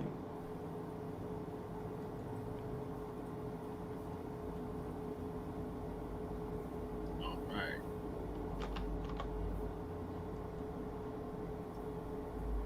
Can y'all see my screen? Oh, to make my timer right. Yes, they can see your screen, brother. There we go. Okay. All right, let's go. Let's get it. So, family, I want to be clear about some stuff. Yeah, like nowhere in the presentation did he back the initial claim that he made about the time of Ramses being the biblical time of the narrative or the biblical timeline. Again, I went into the biblical timeline and I showed you how the timeline from First Kings and the timeline from Acts 13 are the same exact timeline, and they drop you off at 1540. At that juncture, I gave you the pharaohs at 1540, circa 1550, within the historical narrative. I then broke down via the biblical narrative that one had to be an Assyrian. The brother has yet to debunk any of this via the biblical narrative. Then not only did I show him being Assyrian and being called Syrian, via Kamos, the people he was fighting. My man's got to show how Kamos didn't know the person who killed his father one more time. Kamos didn't know the people he was fighting one more time. I mean, again, and one more time, I appreciate you, Chris, for affirming my point. Yes, the timeline you're giving for Akhmos putting in work on the Hyksos and pushing them to Shachurim is the timeline I'm giving. Yes, 100%. That is the timeline I'm giving. Thank you. I appreciate you. But check this out. How did Egypt run all of that area? But Shachurim was a Hyksos strong point. And what Hyksos was it? Again, that's Palestine. That's part of the retinue. That's part of my man being a Syrian prince, chieftain of the retinue. Again, my man didn't do anything about going into the language about debunking calling my man Syrian, which I showed was cognate to Assyrian. Again, let me see. If he wants to debunk something, debunk why Kamos doesn't know his father's killer. Debunk that. You know what I'm saying? Yeah, real quick, hold on. I got to get this other right quick. He started talking about show people coming out, right? This is some interesting stuff, right? Go check this one out. Jericho was believed to be sacked in 1400 BC, but then it was re-excavated and found to be sacked in 1500 BC, which would be 40 years after the 1540 BCE timeline that I'm talking about. And check this out. Yes, it says that they were attested to be part of an Egyptian campaign, just like Moses was thought to be an Egyptian when he was wandering Midian. The Israelites had come up on all kind of Egyptian riches. But check this out. Jericho falls in 1500, the same time period. Your men's supposed to be there. And again, no one's disputing the timelines of what I gave about the consensus concerning the reign of David and the reign of Solomon. He didn't do anything to dispute that. Nothing. So let me get back to it right quick. He wants to talk about Philistines. This is a good point. Let me jump into something right quick. He wants to talk about Philistines, right? So it says in the Bible that they're the descendant of the Kaphtorim and that they're descendants of Egyptians themselves, right? So I'm talking about a flood event and I'm talking about a volcanic event. So he's talking about a people coming in from the seas, right? Why are they coming in from the seas? Maybe because there's an eruption popping off. Why are they being called Philistines? Again, so this is a book that has redactions to it. This is an oral tradition who the consensus stipulates that the first written concept of it is a Septuagint. And in the Septuagint, you get a different narration than what you get in the Masoretic text, for instance, right? Where, for instance, in the Masoretic text, it stipulates that they're building Ramses and Python, and that's it. The Septuagint, which is older, stipulates that there's another city being built, the city of On, the city of Anu, which is the city of Heliopolis. Now, this goes directly against what my man said, that there's nothing that lines up to a historical narrative or the geography's all off. No. Some of the geography's off and some of it's on. When you actually know what you're looking for. So Anu is there. Is that not the city of Heliopolis? 100% is. 100% is. Ramses is the city of avarice. Python is Per Atum. It also stipulates that they built fortifications in the Greek of the Septuagint, right? Not that they were storage cities, but they were fortifications. And when you go into that stele of Kamos, where he's talking about putting down the Syrian prince with the weak arm, the chieftain of the Ret, all that type of stuff, yeah. Guess what he says? He says, I can't take avarice because it's too well fortified. It's too well fortified.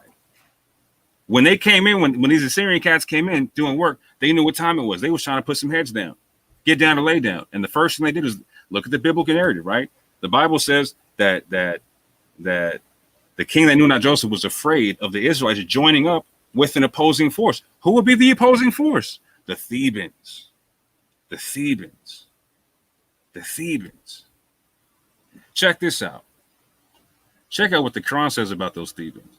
The Quran says that they're the inheritors.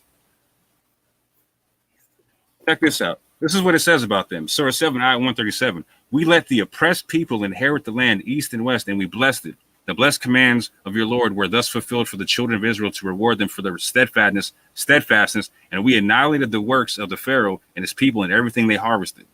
So the Quran confirms the fact that Israelites dip out and a native Egyptian people who are being oppressed take over. Yeah. Getting back into it though, yeah. So this concept of seeing dissimilarities between the Masoretic text and the Septuagint. Okay, cool. Find the misgivings in the Septuagint. What does it say? What does it say there, bro? Because it says there that they're fortified cities, which matches up. And Ramses, we already know his average, which matches up to Yemen Kamos not being able to take the city. But he says in that stele where you can't take the city that your man is a Syrian prince. And then I showed you Apophis in the scrolls. That term for viper, Epheh, is only used 3 times in the entirety of the Bible. And now it's real funny that in an Exodus narrative, it's talking about where you get the fiery serpents or whatnot, the flying fiery serpents. We all know that situation where Moses had to fashion a bronze serpent, put it on a pole, and the people looked upon it and they were healed. Now we know that narrative, but where in the Exodus narrative is there a young lion and old lion slash a fiery viper? Where are the vipers at? Where are the lions at? Again, the lion, Hayon, Seon, the wilderness of sin, the city of sin. Again, Afe Seraph, Uv Seraph, Efe Seraph, Aphis, Apophis.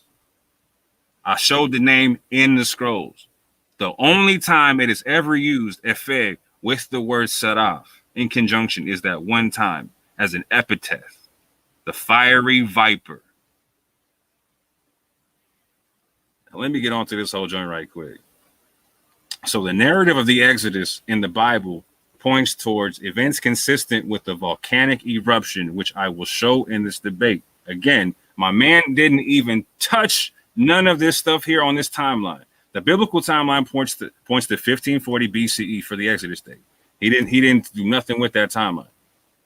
He didn't go nowhere in the biblical narrative and disprove the timeline I showed you. The Pharaoh eruption is dated, and this is consensus, via 1642 BCE, 1540 BCE. The Tempest Stele of Apophis is dated to 1550 BC, where it talks about events of that eruption. Now, my man wants to acknowledge that there was an eruption or there was an event that had people coming in from the ocean, but doesn't want to say what it was. Doesn't want to say what it was. That the Kaftarim were the native Egypt, the people who became the Philistines, the people who come from the Egyptians, came back because there was some stuff popping off in the oceans. Yeah. Here's my question, man. When, if not this 1550 concept, when are you saying is the Egyptian historical account of the Thera eruption? These are the people with the best records in the world. What account are you saying do they have of the Thera eruption, if not the Tempest Stele? And if it is the Tempest Stele, how are you saying anything's an anachronism? Everything's lining up, bro. Because circa 1550 can easily be 1540. Easily. Moving forward. The University of Chicago, right? They deal with this concept, right? Check out this story. The world's oldest weather report could revise Bronze Age chronology. A new translation of a 6-foot-tall calcite block called the Tempest Stele suggests the Egyptian pharaoh Akhmos ruled at a time 30 to 50 years earlier than previously thought, a finding that could change scholars' understanding of a critical juncture in the Bronze Age. This has to do with the fact that they're now lining up the Tempest Stele with the potential time period for the Thera eruption, because scientists are trying to narrow down when this happened. And it just so happens that these people are real close to it, i.e. the Egyptians. So again, I asked Chris, when is the Egyptians got the best history in the world, best recorded history in the world? When are you saying is their recordation of the Thera eruption?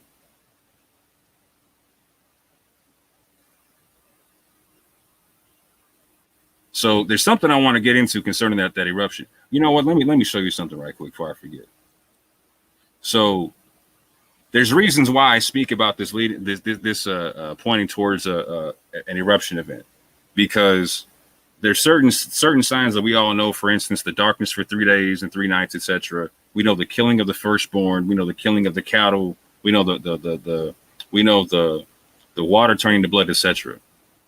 Well, we have scientific confirmation of a lot of those events via another volcanic eruption event in Lake Nyos in Cameroon in Africa. Again, both of these events happening in Africa, right?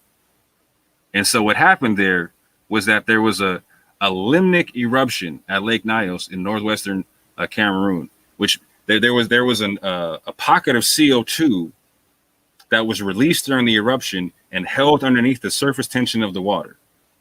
And when some rocks fell into the water, first of all, when the CO2 was released, it made the water go red. The water turned to blood. And then when some rocks broke the surface tension of the water, a cloud of CO2 was released that shallowly, it didn't go too high, it stayed shallow, like a couple feet off the ground. It moved across the area like a cloud. You could see it like a mist and whatnot. And when people woke up, over 1,700 people were dead and 3,500 livestock were dead. This is the Cameroon. This is an event in Cameroon called the Lake Nyos disaster.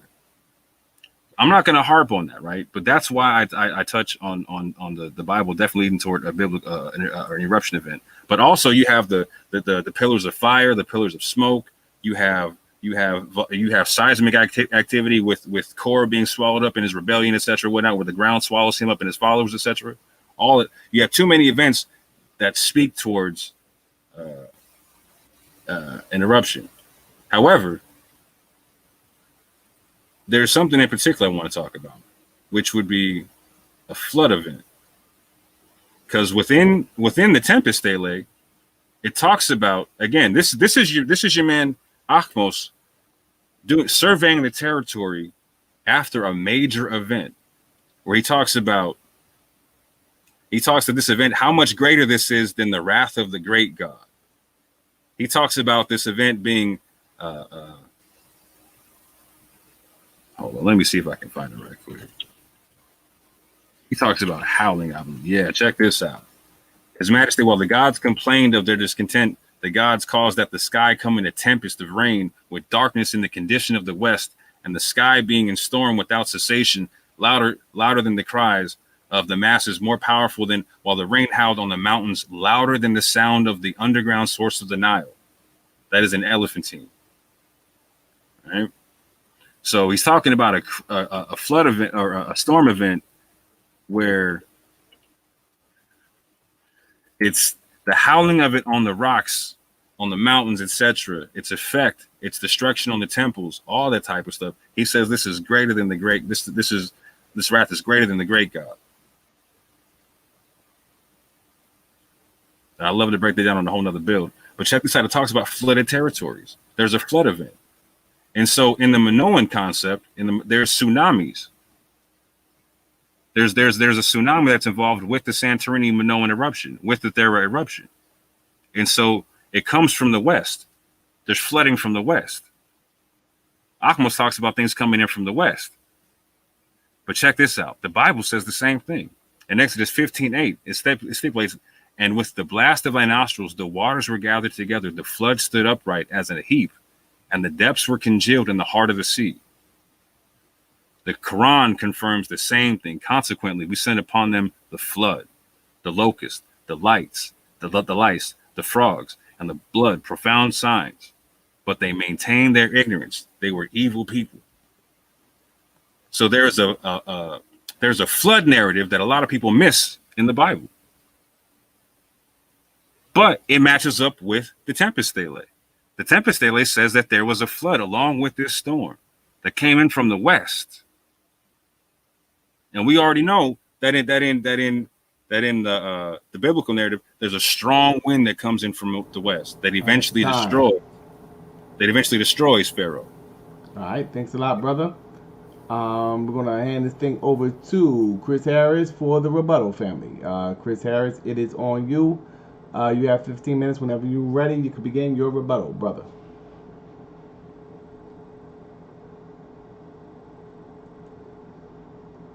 Christopher Harris, it is on you, brother. Unmute your mic.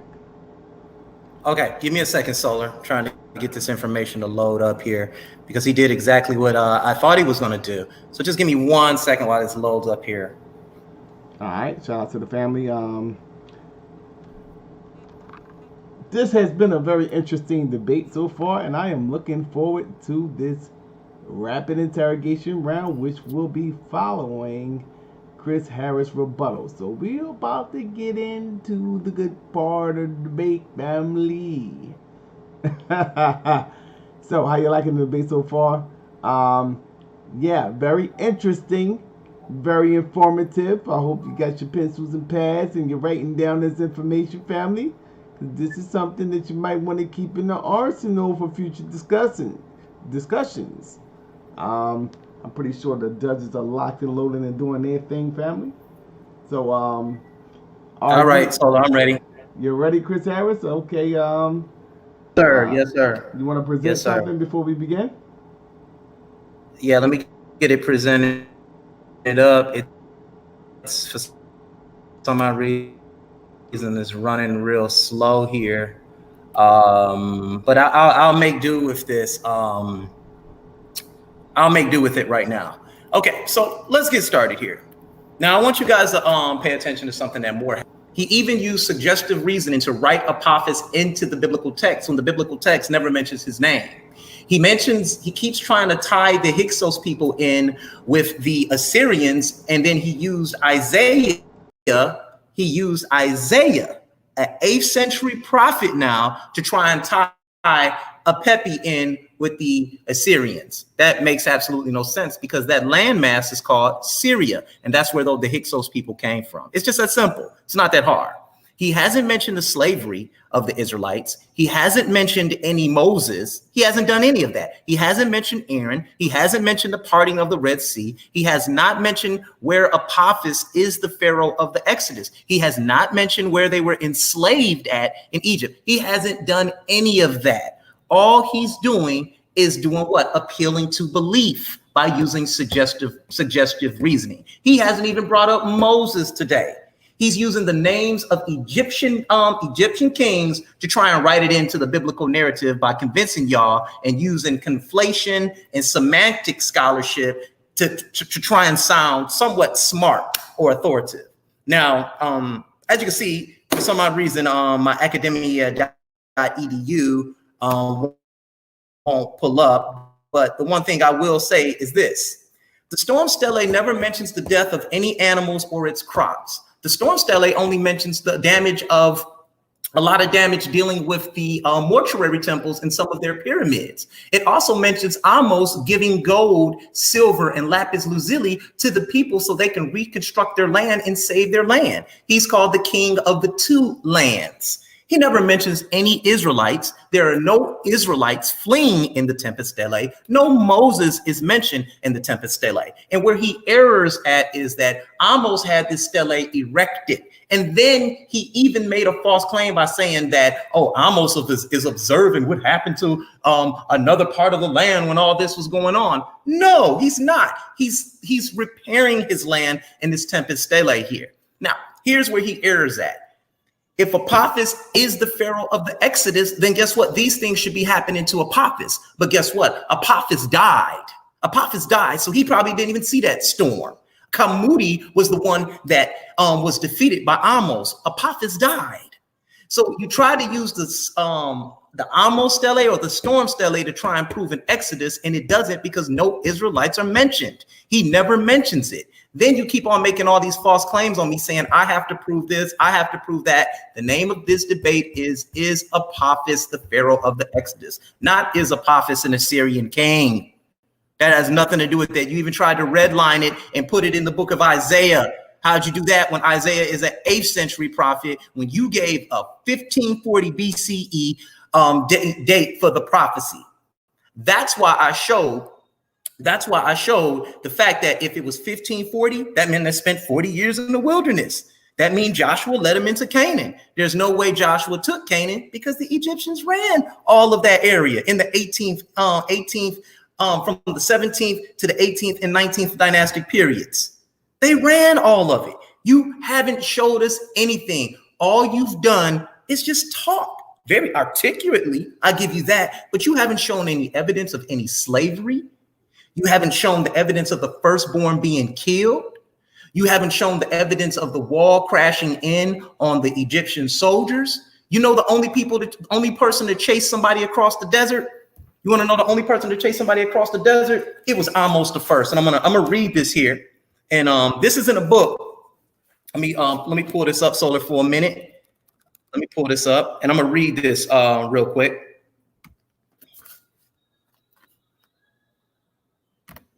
This is in a book called The Rise of Ancient Egypt by Toby Wilkinson. I'm gonna read from this book, and I'm gonna show you the only person to chase somebody across the desert was Amos. right? Debunking everything you had to say because you didn't address nothing according to the biblical narrative. Now I'm gonna start right here. Now, the laconic comment from Amos, the son of Abanya, summed up the Theban victory for most of Hadramit's Asiatic inhabitants. Death came quickly for those who managed to escape the destruction of the city. Egyptians lay wait at the border. A few Hyksos may have made it to the relative safety of Hyksos-controlled territory in Palestine, but King Amos had plans for them too. Determined that there should be no hiding place for Egypt's erstwhile oppressors as he saw them, he led his army across the northern Sinai and laid siege to Shahuin. Wow, the main center of the Hyksos political and commercial power in the Near East. For 3 years, Egyptian forces surrounded the city until it too surrendered. He was the only one chasing somebody across the desert, these damn Hyksos people that you keep on talking about, Assyrian relatives. That ain't got nothing to do with this debate. That's something you threw in the debate so you can get me to chase that. And I'm not doing that. My position is this exodus did not happen according to what you gave. You pigeonholed yourself on that 1540 debate on that date. You used the date. So I don't know why you reading all this extracurricular, all this other stuff, trying to say, oh, they got to backdate it. Know what I'm saying, fam? Well, if you backdate that, you got to backdate Apophis, and you putting yourself in a bigger hole. You don't know what you're talking about. You don't even know the dates or the captivities of the Israelites in the Bible. Everybody know the Assyrians came during the time of Hezekiah. It clearly tells you that. Everybody know Hezekiah, according to the biblical narrative, Hezekiah and Tarhaka ended up talking to one another, and Tarhaka came and stopped the Assyrians from wiping y'all out. Everybody knows that, according to the biblical narrative. That's Isaiah 37:9. I don't get what it is that you're trying to prove here, bro. Isaiah 8:7 says, behold, the king of Assyria has come with all his glory. Isaiah is an 8th century prophet, bro. The Assyrians don't get into Egypt until, guess what, dog? The 8th century BCE. And you're going to try and mix and conflate it by using the book of Isaiah and didn't even know what you was reading. Why you just didn't show everybody the captivity? Why you just didn't show everybody them fleeing from Apophis? You know why? Because it didn't happen. And you didn't prove nothing today. You showed everybody how articulate you are, which I've always said about you, but you also show your ignorance when it comes to history. You didn't even know that Isaiah was a pre-exilic prophet, 8th century BCE. So don't try and come at me and give me all these claims on what I got to do and what I got to do and what I got to do. I don't have to do nothing. All I had to do is debunk your exodus according to the date in which you gave, using your book.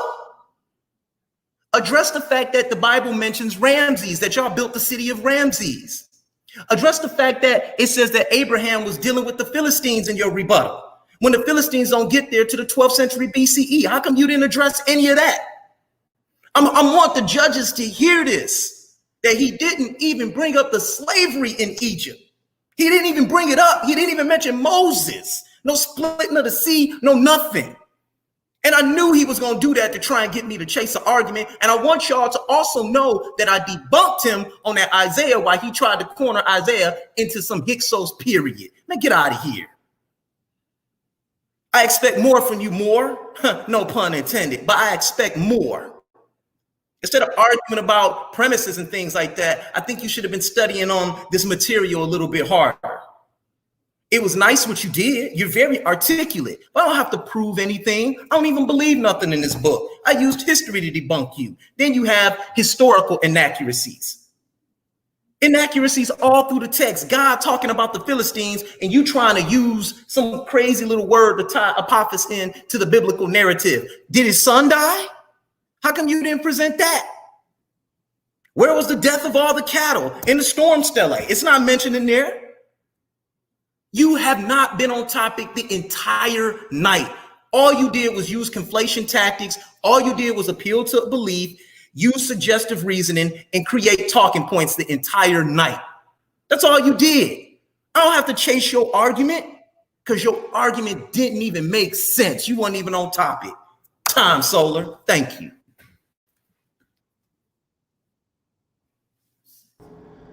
Now let's get into the good part of the debate, family, which will be the rapid interrogation, man. Let's get this thing started. Solar Vision Debate League presents Rapid Interrogation.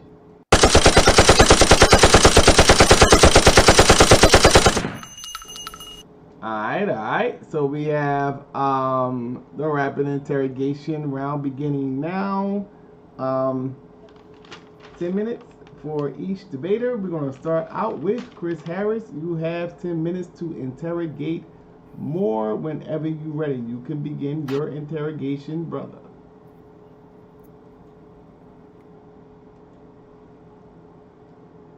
Chris Harris, it's on you. Yeah, you mind if we play the do the knowledge music right quick? I gotta go to the John right fast. You know what I'm saying? Okay, no doubt. We'll give the brother some time to go ahead and do his thing, and we'll see you guys in about 5 minutes.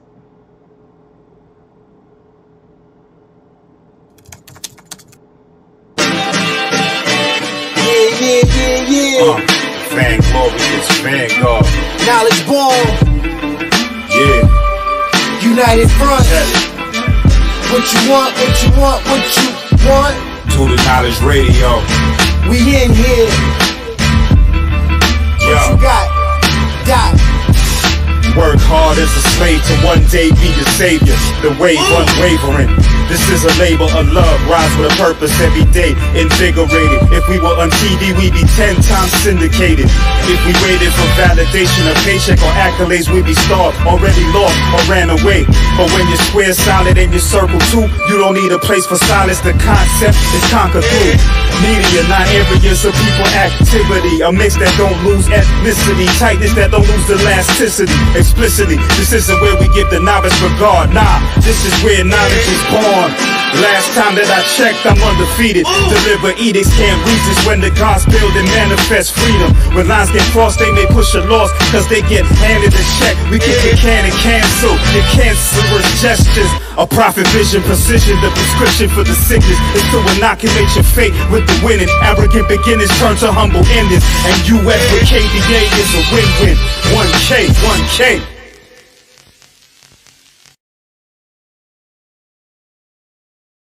Alright. So we'll give the brother some time to get his whole situation set.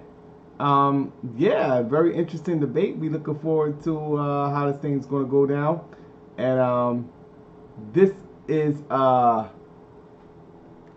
going to be like, the championship rounds right here, family. I got my personal opinion as to how this thing is going down thus far, but we have 3 other judges, and they have their opinions as well. So we're going to save that to the end of the debate. And at this point in time, let's just go ahead and take a look at the standings to see how this thing is shaping up thus far. Just to give you guys a reminder, my birthday was yesterday, and you could go ahead and support Solar Mind. The link is in the description. It's some of y'all that didn't support Solar Mind. Avid supporters, you watch me every day. Support Solar Mind for his birthday fun, goddammit. And hit the like button. Here's the standings. So Suave Boss is waiting. He's waiting patiently for the winner of this debate. And I will let you guys know, as of right now, Yahara bin Nazareth and Out the Blue do have the topic for their debate, family. And are y'all ready for the topic? A very interesting topic, might I add. And it took some time because, Out the Blue was being very careful with Yara, because Yara can be very slick. He knows how to maneuver, He knows how to maneuver and use, the loopholes to his advantage. So Blue was being very strategic when he was coming up with the topic of the debate. And this is the topic they agreed upon. Is the Bible relevant at this day and time? or is it outdated? Is the Bible relevant at this day and time, or is it outdated? So we're going to get the schedule, see what's going on with that once everybody is set for the finals. So, yeah. We'll see how this whole thing turns out.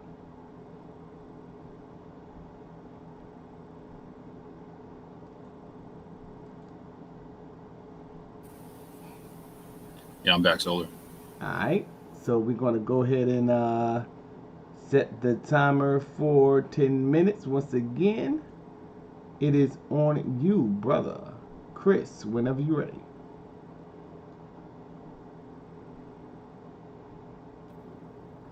All right, I'm ready. Had to get some water, man.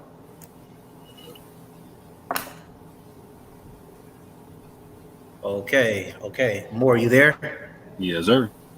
Okay. What was the name of the debate?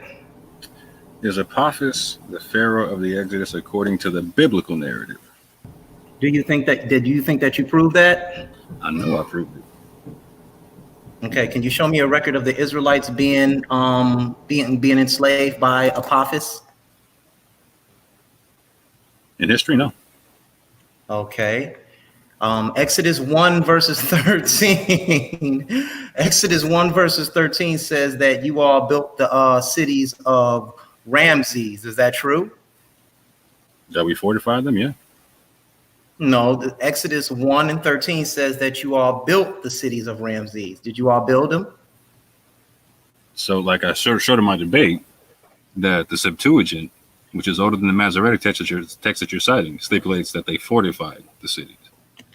Mm-hmm. Well, I'm confused because if the city of Ramses was built during the 13th century BCE and Apophis was alive in the 16th century BCE, how does that happen, especially when you said that the Israelites, you do not have a record of the Israelites under Apophis? How does that happen? I'm confused. Because the city of Ramses was rebuilt in the 1200s, and it was originally built by Salidas, who established Avaris. Avaris is cognate with Ramses.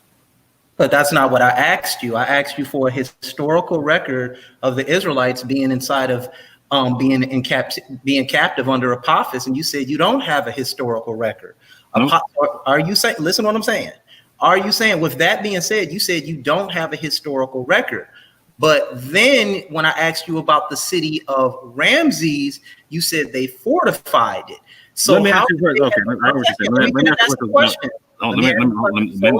Let me make sure I understand your question. Okay. Right? Let me make sure I understand your question. Right.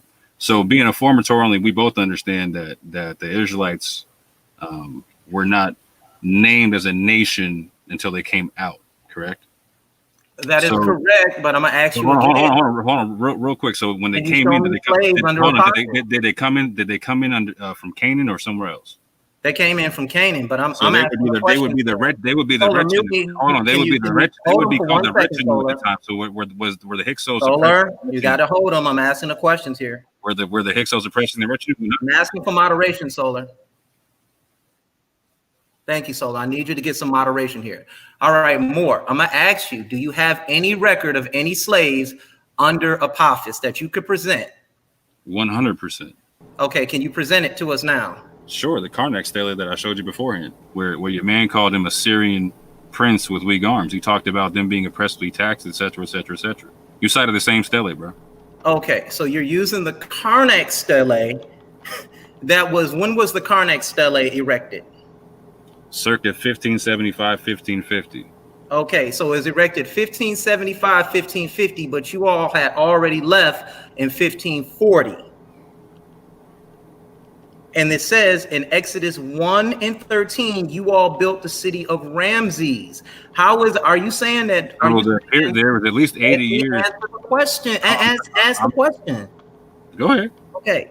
How is it that you are giving a date of 1540 BCE when the Ramesside kings aren't mentioned until the 13th century BCE? Okay, so we're not even talking about Ramses. So I gave a timeline that talked about 1540, circa 1550, right? And so that time period is cognate with the Hykso time period, right? And so, like, you kept citing Akhmos in the time period I kept citing, right? I'm citing that same time period, right? So in that time period, right, you have to understand with the biblical narrative that at 1540, circa 1540, 1550, they would have already been under the two Assyrian kings that I named that you didn't debunk.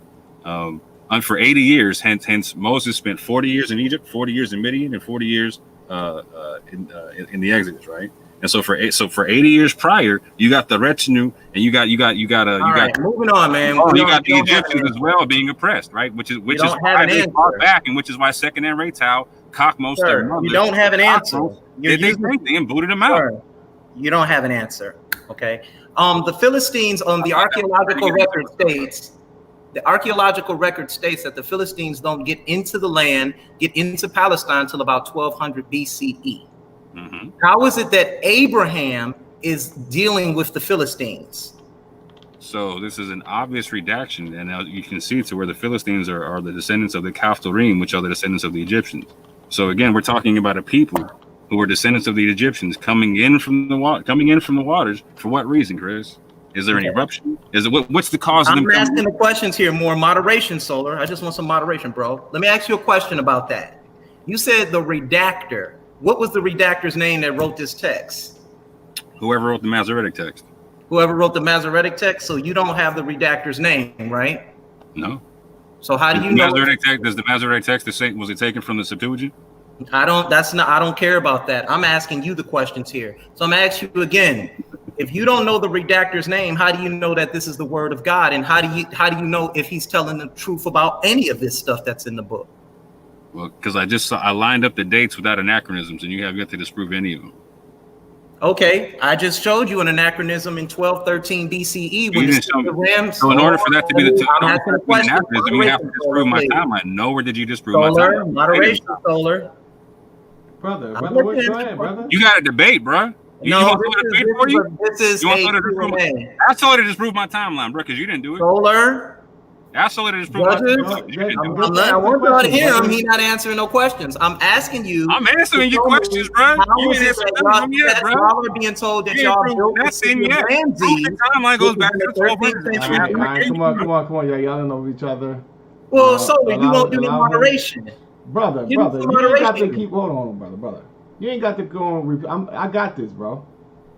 You ain't got to keep on recalling out for me, brother. Just debate. All right, well, just stop him from doing all that yelling. Then I'm just asking some questions that he can't answer. Hey, you a boxer, right? They tell you don't. Go ahead, ask the question. Don't let it go to the judges. The redactor wrote that. So did the redactor make a mistake? My chain's out. I'm waiting for you to knock me out. All right. Okay, so did the redactor make a mistake with Exodus 1 and 13, 1 and 11 here? What was that? Did the redactor make a mistake in using Exodus 1 and 11, saying that the city of Ramses is what y'all built? No, in no way, shape, or form. Okay, so what in modern times, it would be known as Ramses. It would be known as Ramses, right? When was it established first?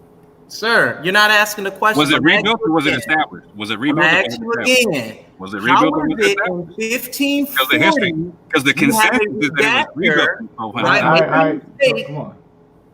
How is it in 1540 you are saying that the redactor made a mistake and said y'all built the city of Ramses when y'all didn't build it? You're saying that. Because it says it fortified the city of Ramses. Show me a Septuagint where it says something different. 11 says y'all built the treasured city in the Masoretic text. What's older, the Masoretic text or the Septuagint? It would not have existed. What's older, Chris? This is a simple question for it would not have existed. This is a simple let's move on to the next question here. Only. What's older, the Masoretic text? Let's move on to the next question. Can you show me an Assyrian kings list with Apophis' name on it, please? No, because he's called a prince by Commos. Okay, thank you. He's called a prince, but you said he's Can you show me anyone right who's called Hayan? Because I showed Hayan. You don't have a king's list with his name on there? What was the question, sir? Do you have a king's list with his name on the Assyrian king's list? Which king you talking about, bro? I just named one. King Apophis. Can you show a list? Again, I didn't make the case that he was an Assyrian king from Assyria in the sense that he was ruling from Assyria. I made the case that he was a prince and he's Assyrian. And he's the king in Egypt.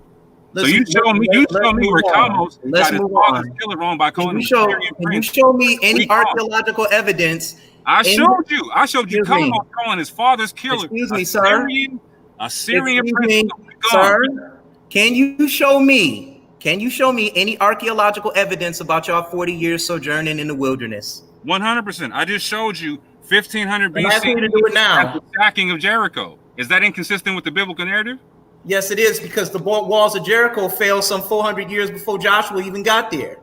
Show me, because I just don't have to show you anything. BCE. Moving on. Activated. Okay, one more time. Which is consistent. Answer the question. The Exodus was 1540, and it drops in 15. Can you show me? That's 40 years, Sir, bro. On sir, that. I'm gonna ask you this question again. How is Abraham fighting with the king of the Philistines when Abraham is acceptedly said to be born during the 19th century BCE? How is he fighting with the king of the Philistines? Did the redactor make a mistake and put that there? So was the Bible ever redacted? Yes or no, Chris? Sir, can you answer that question? I already answered the question. You're trying to beat a dead horse. You already know that the Bible was redacted. And you're okay, not moving on. He can't answer the question. Show me in the Exodus 13 and 7 says that the Israelites were avoiding the Philistines. Show me in the Septuagint. One more time. That Exodus 13 and 17 says that the Israelites were avoiding the Philistines during their sojourn. If that's true, and the Israelites, Moor, why don't you just let me ask you? A former Torah only, then can't cite the Okay, one more time. If they are dodging the Philistines and the deity is the one speaking there, how is it that you're saying that they left during the 15th century when they don't get there, when the deity is saying wipe out for the Philistines? Explain that. The Moses character I gave you, who was the son of Hayon, who ruled before 1540, and whose successor ruled in 1540, and whose successor after that, again, I'll show in my closing where Pepi II, who was the son of Apophis, he didn't rule like you said Kamudi did because he wasn't there. Why was the son of the king not okay, there? One more time. You did not answer that question. I'm asking you again. Chris, the deity in the book is saying to he said time, brother. That means it's my time now. Time. All right. I'm gonna do you like you did me. All right. So we're gonna go ahead and get this thing rocking and rolling, family. We're gonna go ahead and hand this thing over to Orthodox Moor. Moor, you have 10 minutes to interrogate Chris whenever you're ready. All right. Let me get my timer correct right quick.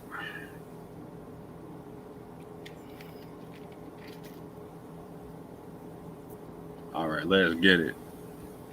So, Chris, is the consensus that the Thera eruption is dated from 1642 to 1540 BCE? Yes or no?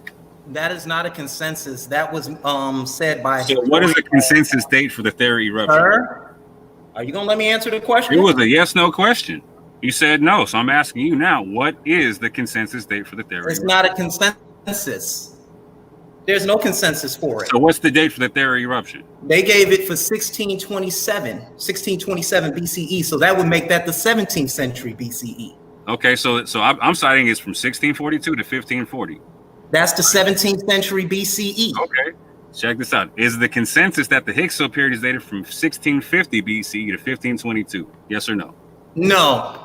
So when is the consensus date for the Hyksos period? You said at the beginning of this interview there was no. At the beginning of the debate that there is no consensus, and all the judges heard you say it. No, I did not say there was no consensus for the Hyksos period. Yes, you did. No, I didn't. There was no consensus for the Exodus and the Hyksos never said that. And in my debate, I cited a specific period. Chris, in my debate, did I cite 1650 to 1522 as the period? Yes or no? Excuse me, can you repeat that? In my debate that I cite 1650 to 1522 is the Hyksos period, yes or no? No, but when you use the theory, okay, so let the judges see that I cited in my debate that 1650 to 1522 was the Hyksos period and the consensus date thereof. Is the consensus that the Tempest Stele? Moving on to my next question. Backdated, that's what you're going to have to do. You have to backdate Apophis also. I'm asking my question. Is the consensus date that the Tempest Stele dates to circa 1550 BCE? Yes or no? Yes, it does, but it never mentions any Israelites. It never mentions Moses. It never mentions anything according to the biblical narrative. Is the Tempest Stele a complete stele? Yes or no? No, it was found in fragments. Is it possible that there is mention of the Israelites and it's not been founded? Yes or no? No, you have to prove that. It's not possible that it's possible that it It's not possible because you never mentioned the Israelites. Missing fragments. The Israelites were there. Yes or no? No, they were never there. You never It's not proved it in your possible that the debate. missing fragment. It's not possible that the missing fragment could say that the Israelites were there. Yes or no? No, you have to prove it in your premise. You never proved it. This is hilarious. Is it consensus that King David's reign started at circa 1010 BCE? King David has nothing to do with my premise or yours. Is this a consensus? Yes or no? I need a yes or no for my answer, bro.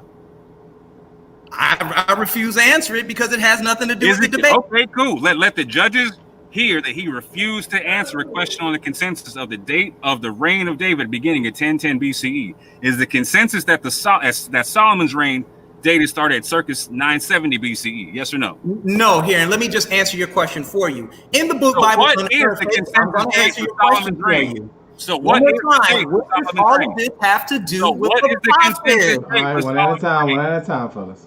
Is my I'm just question trying to get him to say, what does any of this have to do with the process? I'm asking the question, Chris. So what is the consensus date for Solomon's reign for it starting if it's not 970 BCE? And cite a source. What does Solomon have to do with this debate? What about Apophis? Solomon has to do with the timeline that you did not disprove because in I don't have to disprove Solomon's timeline. It has nothing to do with Solomon. Okay, does First Kings Psychological 6:1? This fallacy. is a yes/no question. Does First Kings 6:1 give a timeline via the biblical narrative? Yes or no? No. That's So something First you Kings made 6:1 up. did not say, and it came to pass in the 400th year, or it is here after the children of Israel come out of the land.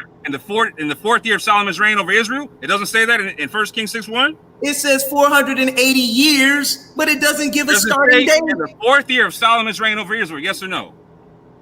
The debate is about Apophis. Does it say in the fourth How year does of that Solomon's prove reign? your Yes or no? 1540 BCE date? Does it say in the fourth? I need a yes or no. Yes, to my it does. It does say that, but it doesn't give Okay, the so starting if date that's for the the Exodus. date that I go back from, where I'm counting back 480, and I fill in the time like I did from Acts 13, how come? Okay, it was a hypothesis. The right count, and how come 1540 is the wrong date, Chris?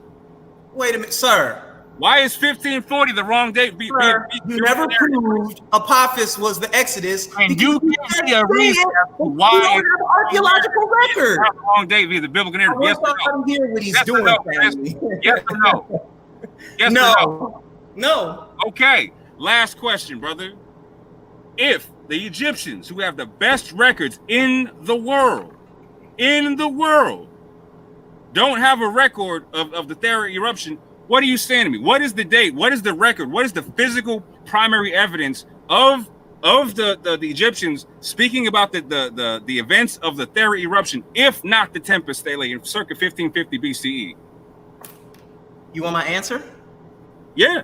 It has nothing to do with Apophis being the king of the Exodus. Let the record state, let the judges state show that he You is never not brought willing nothing to out cite. about that. Let the record show that he is not willing to cite an Egyptian record for the Thera eruption. And I stipulated reasons as to why No scientific the biblical data narrative pointed said toward that the an storm eruption survey was speaking about the Thera Chris, eruption. That's can what you scientific data here's my proves. question. Yes or no, Chris? Can you disprove via the biblical narrative the timeline that I cited? Yes or no? I don't have to. You're here to prove. Yes, you do have to. And the judge told you being the beforehand king of that you have Exodus. to, brother, and that you have to support your Prove the evidence, timeline. brother. You gave a hard line timeline. You So said you can't disprove the 1540. timeline. Two, can you That's what you disprove said. Apophis? Yes or no? Can you disprove Apophis being a Syrian, a prince, via the way that Kamos described him in his own stele, the killer of his father, a Syrian prince with weak arms? Yes or no? Yes, I can. Prove it.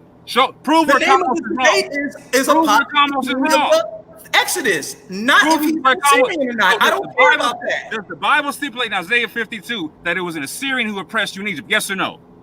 Yes, they came in from Egypt in the 7th century BCE, not 1540 BCE. So I'm proving I said 15. it was I'm the proving 8th century prophet. 1540. Show me? Can you cite one Amorite who has the name Hayon? Yeah, Go ahead. I'll wait. Apophis is the name of the debate. What are you talking about Amorites for? Because Hion is the Assyrian predecessor of Apophis. I'm showing None of this has anything to do with the I'm debate. showing an Assyrian king who knew not Joseph, and an Assyrian king over the Exodus, brother. So I showed is Hayanu, hold on. Did Shamsi-Adad the first, an Amorite, go into Assyria in the 1800s and claim to have lineage of an Assyrian king named Hayanu? The same name as Hayanu, the king before Apophis, yes or no? Excuse me? You heard me? What you running? What you running? Repeat that? You heard me? Say it again. I'm gonna say it like this. Does Isaiah 36 say, if fair set off, oof set off? Yes or no? I don't speak that crazy language. Yes, you do. You speak it more than you speak Egyptian. Why are you speaking another language? Just prove the Syrian prince concept, brother.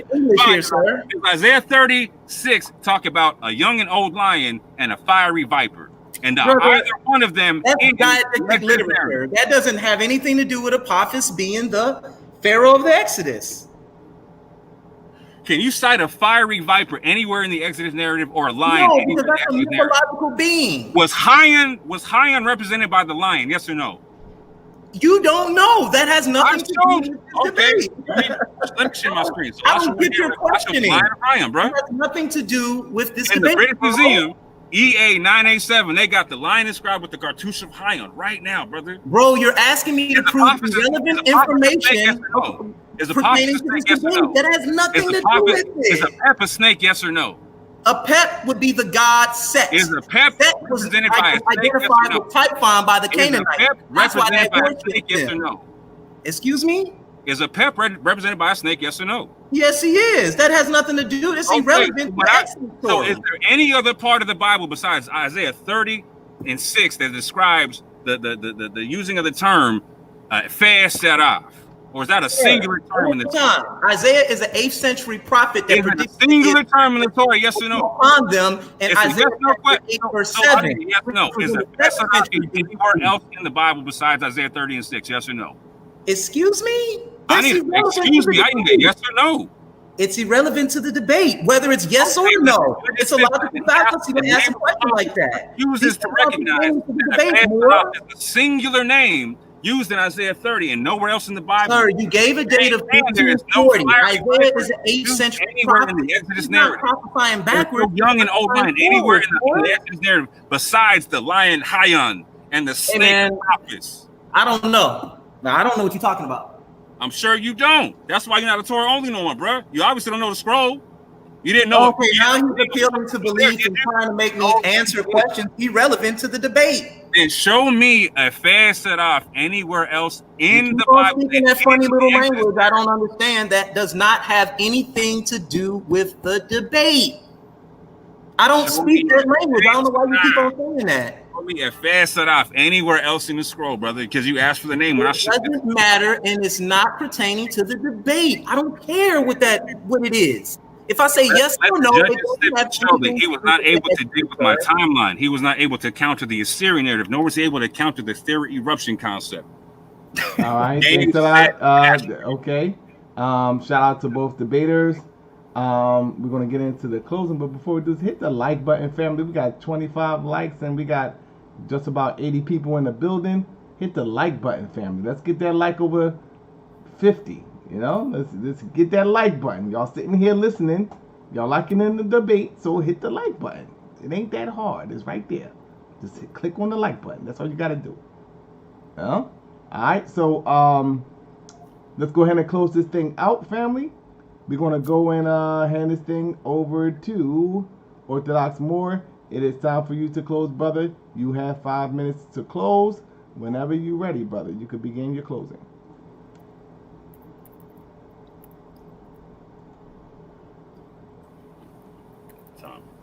Quick.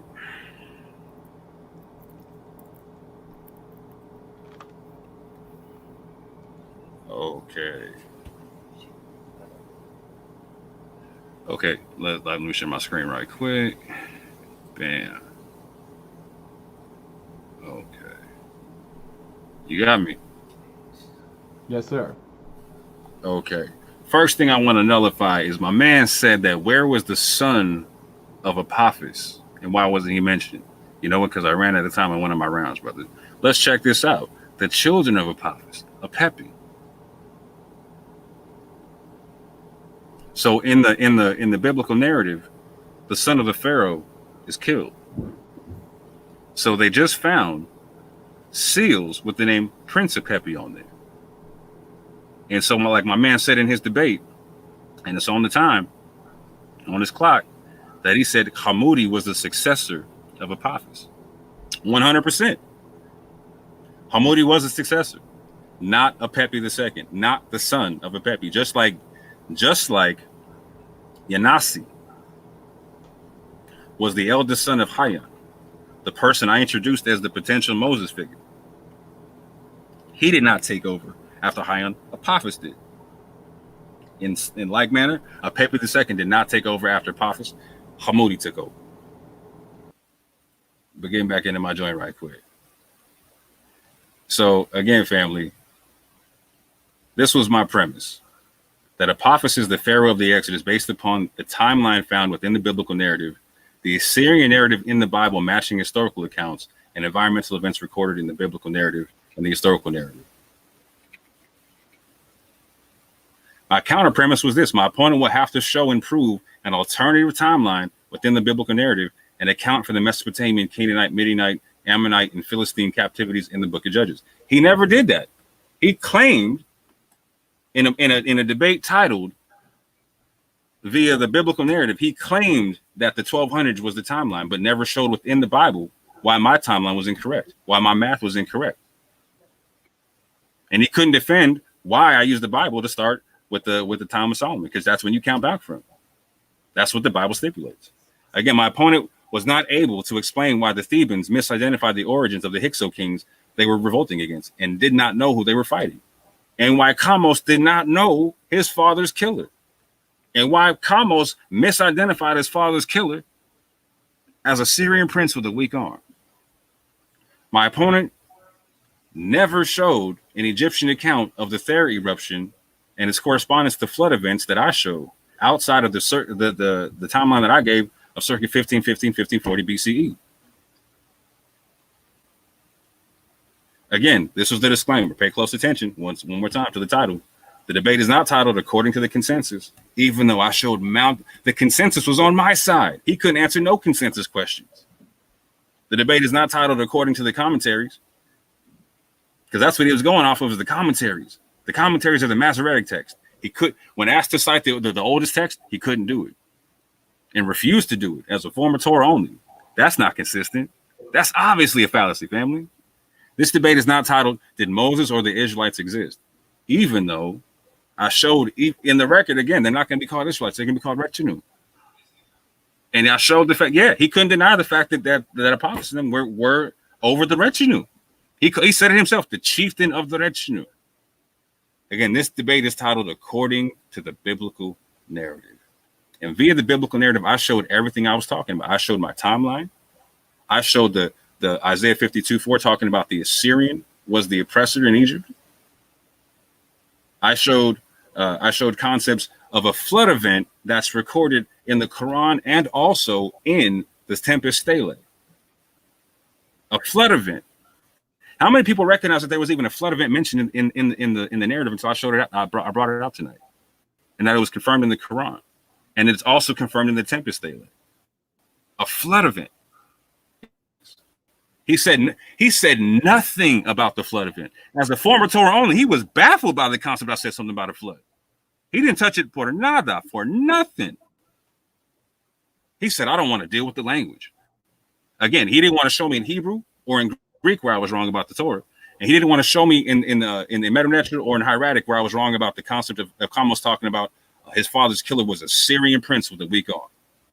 But also could talk about taking the goods of the retinue. He could differentiate the names within his own scroll, with his own stele. Again, Chris didn't answer no questions of consensus. The Thera eruption date is the consensus is 1642, 1540 BC. It's a range to it. There's an argument as to when it is. This is why I asked about the consensus that the date for the date of the Hyksos period, which is 1650 to 1522 BCE. Same thing for the Tempest Stele. And same thing for the All right. Shout out to Orthodox Moor. We're gonna go ahead and close this thing out with Chris Harris. It is on you, brother. Chris, whenever you're ready. All right. Let me get my screen share back up real quick. All right, okay.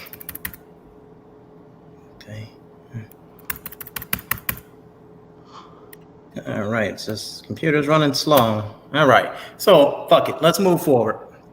All right, family, so as y'all see what he did, he never spoke about the slavery inside of the time of Apophis. He used suggestive reasoning, and he tried to get me to chase his arguments that he's supposed to be proving. Judges, he gave a hardline date of 1540 BCE. And he even tried to find some funny way to pull Apophis out of Isaiah without even having a linguist here to know anything. Isaiah is an 8th century BCE prophet. He prophesied about the Assyrians coming to carry the Israelites into captivity. But he never showed Apophis being this king of the Exodus. He never proved it. I showed y'all the inconsistencies in the biblical narrative with this Exodus according to the date that he gave. I'm not arguing whether it happened or not. I'm saying that the date that he gave at 1540 BCE does not fit the account that would allow them to go into Canaan and take it like that. It fits more of the 13th century consensus account that they gave to Ramses. That's why they put it in Ramses period.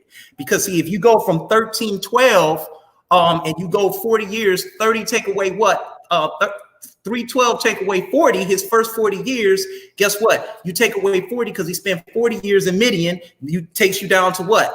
1270 BCE. You take another 40 years off of that when they were in the wilderness, you get what? You get 1230 BCE. You take another 40 years off of that when they go into Canaan, guess where you at? You in the 11th century, 12th century BCE at the time when the Canaanites come in there. So if you would have just stuck with the consensus date and not this crazy date given with Apophis, you could have easily won this, but you didn't. So you set a hard line date at 1540 BCE. Then you tried to use the Thera eruption and asking me, you have to prove that. That has nothing to do with it. You asking me all those questions in your Q&A, they had nothing to do with the topic itself. You're making this up. That's why I asked you, is this a hypothesis? And at the beginning of my debate, I clearly showed you what a hypothesis is. A hypothesis. You didn't even support your own hypothesis. A hypothesis is a supposition or proposed explanation made on the basis of limited evidence as a starting point for further investigation. I asked him a key question. I asked him a key question.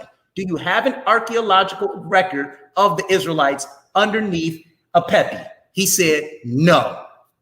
I asked him, did the redactor mess up when they said Ramses' name? Ramses' name is not mentioned until the 13th century BCE. He said no. So he lied there. He never showed anything according to the biblical narrative. He's just throwing out all these crazy facts. That's all he's doing. He never proved it. He never spoke about the splitting of the Red Sea. He tried to cite the Tempest Stele. Then he tried to say, and everybody knows the Tempest Stele, the scientists and the archaeologists say the Tempest Stele had everything to do with the Thera eruption. So what is you talking about that for? You're supposed to be debunking my information on Joshua going into the land of Canaan in the 15th century BCE on the dot, but it being ruled by Amos, Amenhotep, and the rest of the 18th and 19th dynastic period. You never even rebutted that. You never rebutted the fact about Abraham fighting with the Philistines when they don't get there to the 12th century BCE. You never dealt with Ezion Geber being an 8th century settlement. And there was no archaeological evidence to prove that they wandered there. Then you keep talking about this Assyrian nonsense when the archaeologists say in the late 1800s BCE that all the pottery that was coming in from over Canaan was Canaanite. It was Canaanite pottery. Them people is able to examine the evidence. Archaeology is at its strongest when you see an invader come into a new territory. They never found anything Israelite anywhere. They didn't say this is Assyrian. There was no cuneiform being written. They didn't find any cuneiform artifacts. They said these artifacts were Canaanite. They made it quite clear to archaeologists, and I presented that in my rebuttal. I rebutted him on everything, and he never rebutted or addressed one thing. All he did was use irrelevant facts to prove a point that I'm not trying to make. He talking about judges and all this other. What that got to do with the Exodus according to the biblical narrative? Notice he pulled out a Pepe's son, right? Which they did, but he never said Yahweh killed him. He never did it. Really, yo, this is what I had to sit up all night for with a 99-degree temperature. This is what I got to deal with. You never addressed anything, and I want the judges to hold him to that. Nothing. All right. Both debaters laid down their arguments. At this time, we ask that the judges submit via text message their vote. Who do they vote for? At this time, the judges send me the text on who do you think won this debate, family?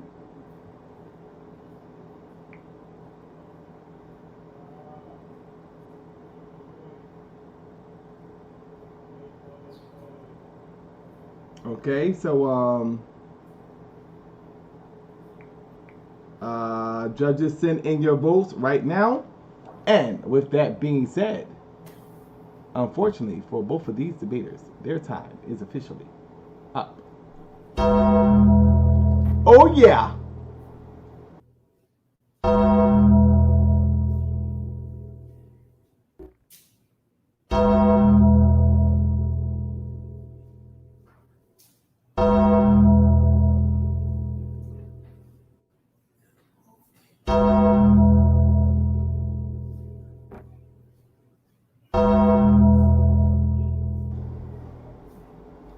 The Shucklebuck round is now in session, family. It is about that time to get it in, family. So, who do you want Solomon to Shucklebuck first?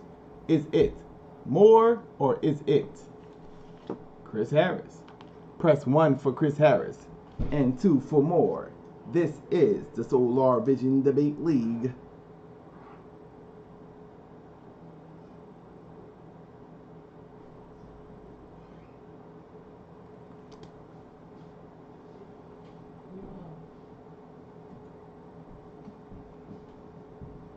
Judges, at this time, send in your vote. Who do you vote for, judges?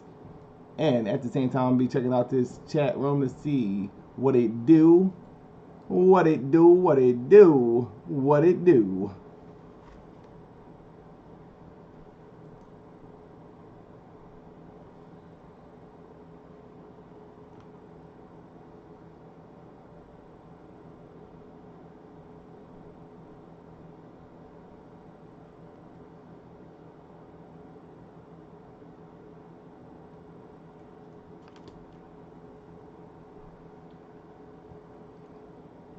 Let us know what it do, what it do.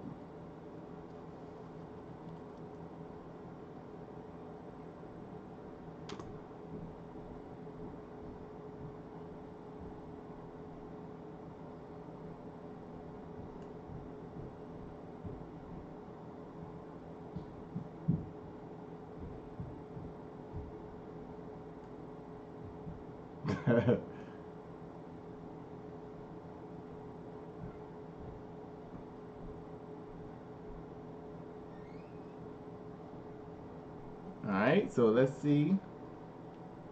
We got these votes in.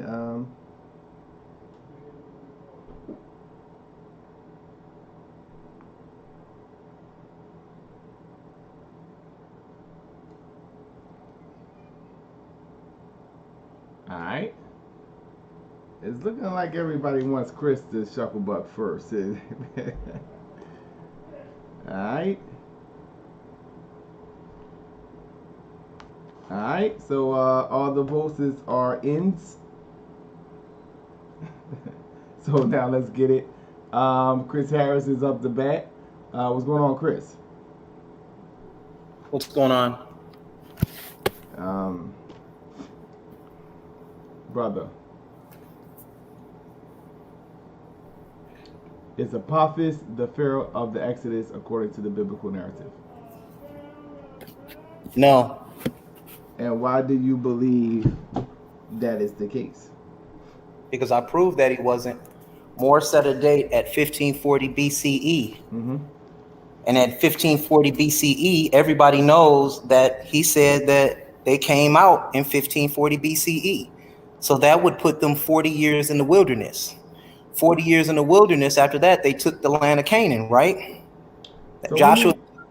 When do you believe the Exodus took place? It never happened. According to the biblical narrative. It never happened. I don't think. Are you just asking me to be hypothetical?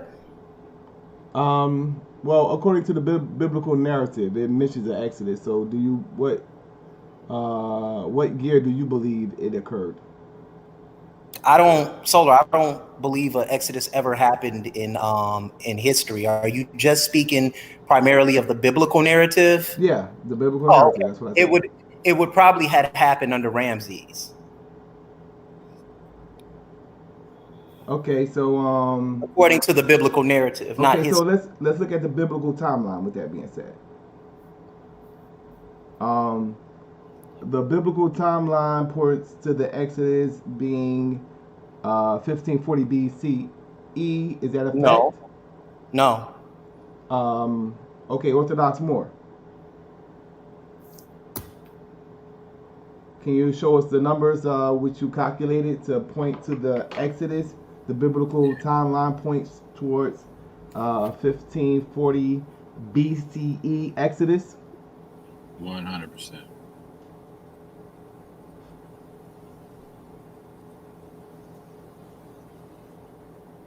So in 1 Kings 6, verse 1, they give a timeline of 480 years after they came out of the land of Egypt in the 4th year of Solomon's reign. So hold on one second.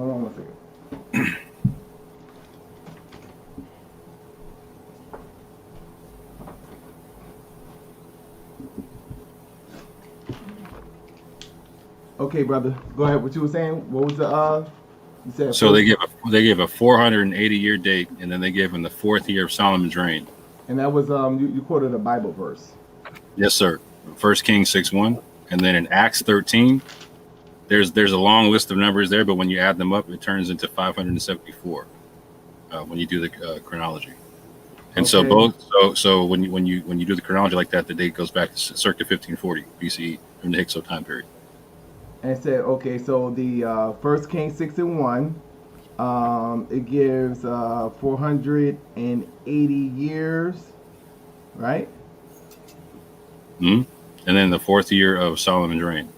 And the 4th year of Solomon's reign, and then you're corroborating that with what Acts? Yeah, and both. Here's interesting: both numbers are different than the 1279 year that he's given. So either timeline puts you outside of the timeline he's given from Ramses. But I explain why the numbers are different and why they add up to being the same thing, because in 1 Kings they don't count the years of the 94 years of being in captivity, because in captivity Israel's not able to number themselves with the census. Okay, so that's so the two timelines are actually the same timelines. And that was Acts what? 13, 17 through 22. And so one gives you a date 17. One gives like a counting back period from the time of David, and one gives a counting back period from the time of Solomon and whatnot. And when you understand when you add in the time period for when Solomon reigned, or David reigned, which is 40 years, and then the 4th year of Solomon's reign, you get that same concept of 1540 BCE.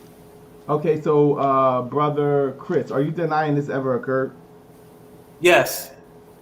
Okay, so why would it fit exactly the date of the Exodus? Why would what fit exactly the date of the Exodus? He's saying that according to 1 Kings chapter 6, verse 1, it says, "And it came to pass in the 480th year after the children of Israel were come out of the land of Egypt, in the 4th year of Solomon's reign over Israel, in the month of Ziph, which is the 2nd month, that he began to build the house of the Lord." So he's saying that these dates pinpoint to a date of 1540 BCE. Okay, so one more time, he never proved that date, because what's the starting date? Orthodox Moor, what was the starting date? So in both situations, they tell you count back from the 4th year of Solomon's reign, which is the reign is the consensus starts at circa 970 CE or BCE. So you go back 4 years from that, that's 966, and then you do the math from there on the first one, right? And on the second one, it gives you the time period of the reigning of the ruling of King David. So from that point, you take all the numbers previous to it, and then you just add the 40 years of his rule, and then the 4 years of Solomon, and you get the same numbers both times. Particularly when you account for the 94 years of captivity that's not mentioned from the time of Judges, because again, Israel was not being numbered as a nation at that juncture. Okay, so he's saying that the starting point would be 4 years after Solomon's reign. No, because he still hasn't given you a starting date. The problem with what he's doing, and he's not understanding, is that this is a religious text. You have to first prove the characters, and then you have to prove Solomon existed. You have to prove David existed. Well, according to the biblical narrative, he's saying it was 4 years after Solomon's reign. Okay, he would have to prove the biblical narrative. Well, that's his starting point, brother. That is his starting point, brother.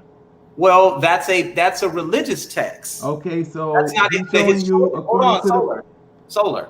The history of this shows something totally different. If he started at 1540, fine. But the history of this don't show it, because the Egyptians ran the land. He can start it however he want. It don't show an Exodus happening nowhere in the 2nd millennium BCE. It don't show it. You can't find it. It's a religion. Okay, I'm just asking you a simple question. I gave you a simple answer. So he's saying that it started, brother. Slow your roll. He said that it started 4 years after Solomon's reign, and when you do the numbers, it takes you to 1540 BCE. Mm-hmm. That would go with his narrative of the Exodus. No, because he never proved the Exodus. He never proved Apophis being the king of the Exodus. Brother, the name of the debate is Apophis the king of the Exodus, and he never proved it. Okay, so you don't have an answer for that. Let's see. No, I did have an answer for it. I just gave you one. No, you did. Yes, I did. Okay, we're not what's going your to answer?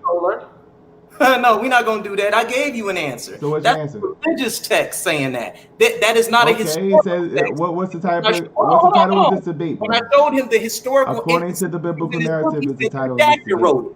Okay, thank you. So he said the Pharaoh eruption is dated when? He said it's dated at 1627 BCE. What is the date according to you? That's a scientific scientist. They are saying at 1627 BCE, but the Pharaoh eruption has nothing to do with the debate. That's something he added in there to try and backdate Amos. The Pharaoh eruption is dated to he said between 1627 BCE. Still wouldn't have nothing to do with it. No, he said between 1642 and 1540. Is that correct, Orthodox Moor? Yes, sir. That's what I said in my presentation. Okay, that's the scientific consensus. So he did not say 1627 as you were. Okay, alleging. 1640 or whatever he said. Okay, so that would be around the time of what he's saying the Exodus one, and he's saying that the Pharaoh eruption was one of the natural occurrences that caused the parting of the sea. Am I correct? Is that what the significance of that? Are you asking me that? I'm asking Orthodox Moor. What would be the significance of mentioning the Pharaoh eruption?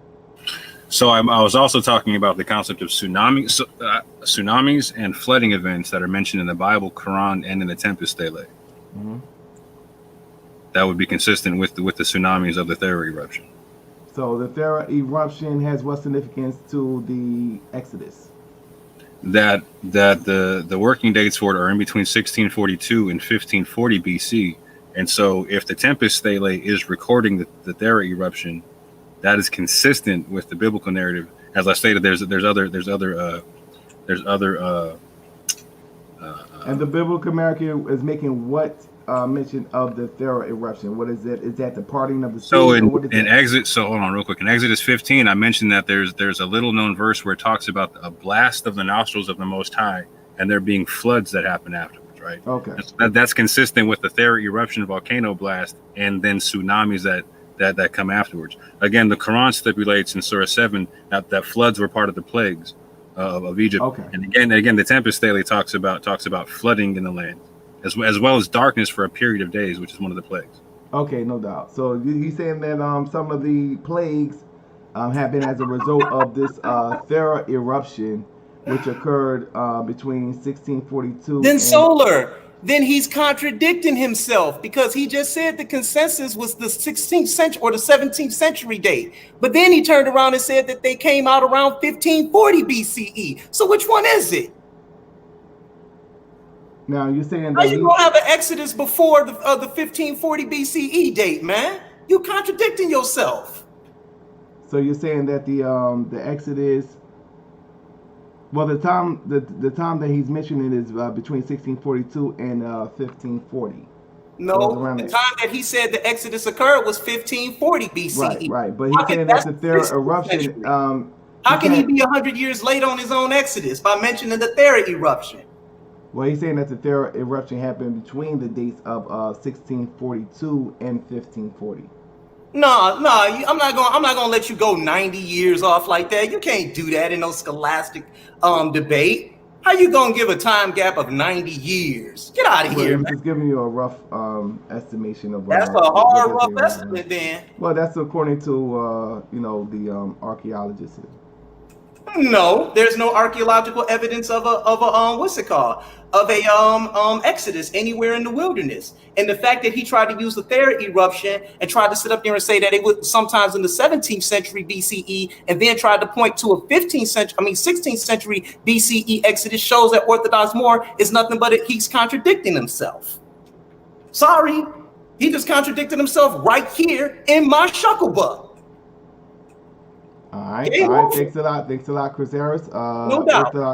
Orthodox Moor. What's going on, brother?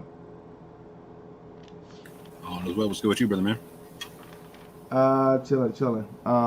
Is Apophis the Pharaoh of the Exodus according to the biblical narrative? Yes, sir. And why do you believe this is so? So first and foremost, I state a timeline that consistently goes back to 1540 BCE circa. And so when you do that, there's one or two pharaohs who could be king at that time. That's Akhmos in Upper Egypt, and then you have Apophis, who is the pharaoh of Lower Egypt. Now, again, the Bible gives a further specification in Isaiah 52:4 that it was an Assyrian who oppressed in Egypt and whatnot. And so I gave the rationale as to why not only Apophis but Hayon, his predecessor, were Assyrians and whatnot. And so with that, I gave the names of the wilderness of sin, the city of sin, the spelling in the Greek and in the Hebrew. And then I also matched it up to the fact that there's a particular epithet in Isaiah 30 verse 6 that's unique amongst all the verses talking about the Exodus narrative, because the Exodus narrative is talked about and referred to in retrospect all throughout the Bible. Like I showed a timeline going back to going from the book of Acts and whatnot. So in Isaiah 30 verse 6, it talks about a lion and a fiery viper. Now there's no lions and no vipers spoken anywhere in the Exodus narrative, and that those verses are talking about the Exodus narrative. And so I showed that Hayon, the Assyrian, the man with the Assyrian name prior to Apophis, he was represented as a lion, and I showed to where Apophis is in Coptic is office in Greek is Apophis, and that the double P makes an emphatic F, and in the Hebrew, the name there for fiery serpent or fiery viper. Hold on, real quick. This is the last point important, that the name for the fiery serpent is, or fiery viper, is Ephe Seraph, and it's only used one singular time in the entirety of the Bible. Go ahead. Okay.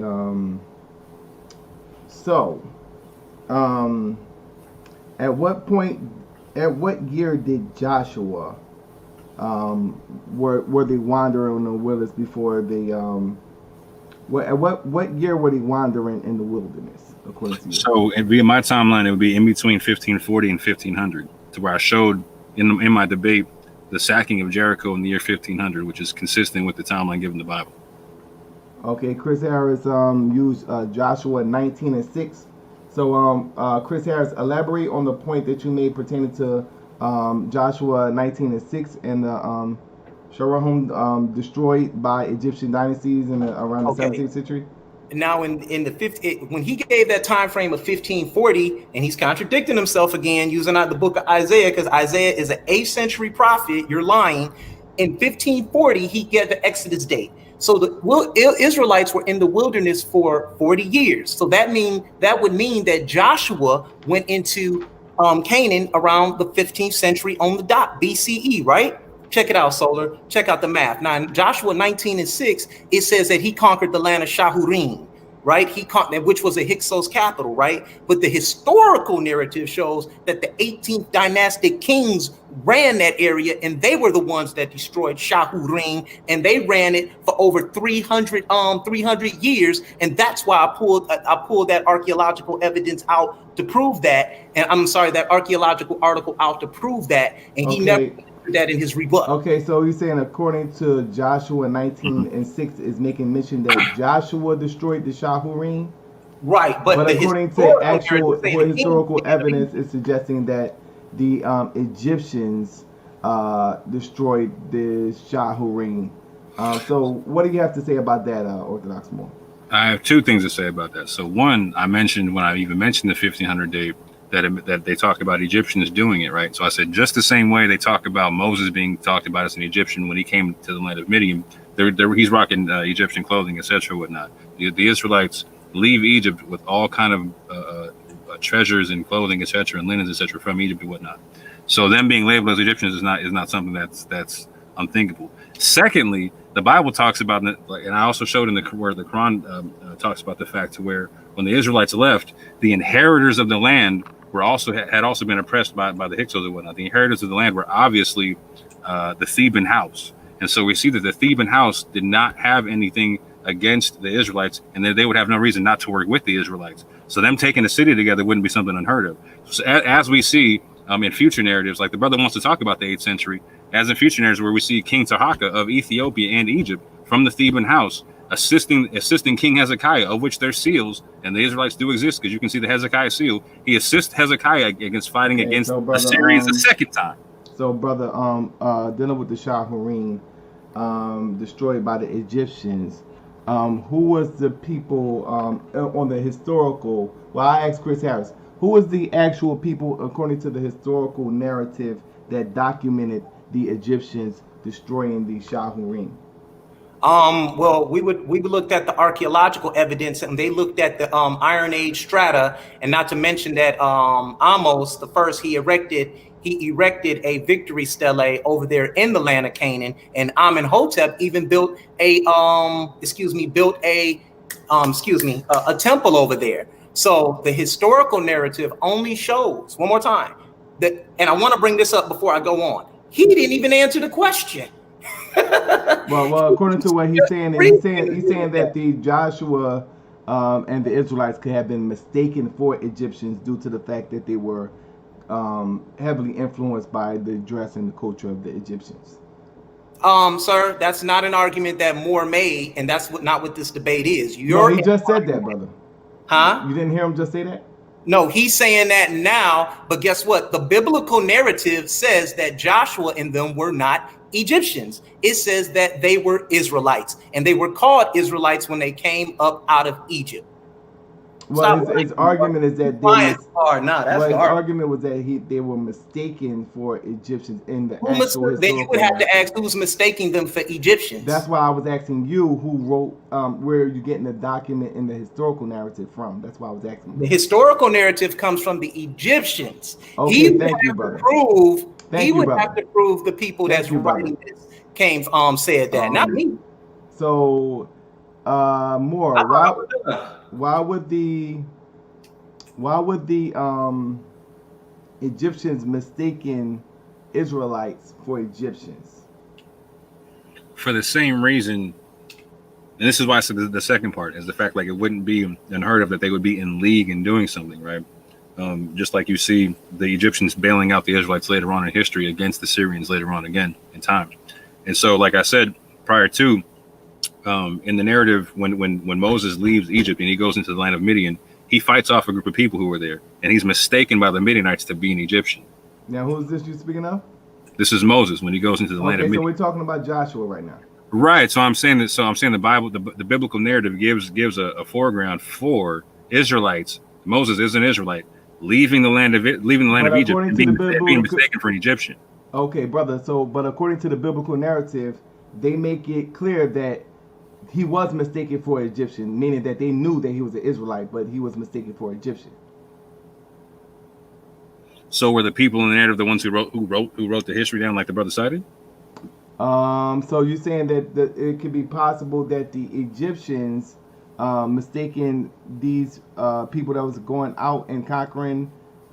No, what I'm saying is the people that Joshua the conquered are not the people who wrote the narrative. We said the Egyptians were, and so like I said, it wouldn't be unheard. Like I said, hold on real quick. Like I said, it wouldn't be unheard of. Hold on real quick. It wouldn't be unheard of brother, for the so you hold on real Egyptians quick, brother. Israelites. So you're Like saying that the Shaharim, were destroyed in this military campaign and the Egyptians mistaken this military expedition. These Egyptians aren't the one making the claim in the Bible. This group of people, an entire group of the Egyptians are not the one in the question, Bible brother. identifying the Israelites. Listen to the question, brother. Listen to the question. So you're saying that this situation where the Shaharim was destroyed by the Egyptians, you're saying that this entire expedition, all of them were mistaken for Egyptians. That's what you're saying. So just to be clear, 2 points. One, the Shaharim are not the people who recorded. So again, the Egyptians did not record the biblical narrative, right? The Egyptians recorded the Egyptian narrative. So in the Israelite narrative, they're going to call themselves Israelites. In the Egyptian narrative, when the people just left Egypt, okay, they don't have their own independent country. They're not the Hyksos that they just kicked out of Egypt.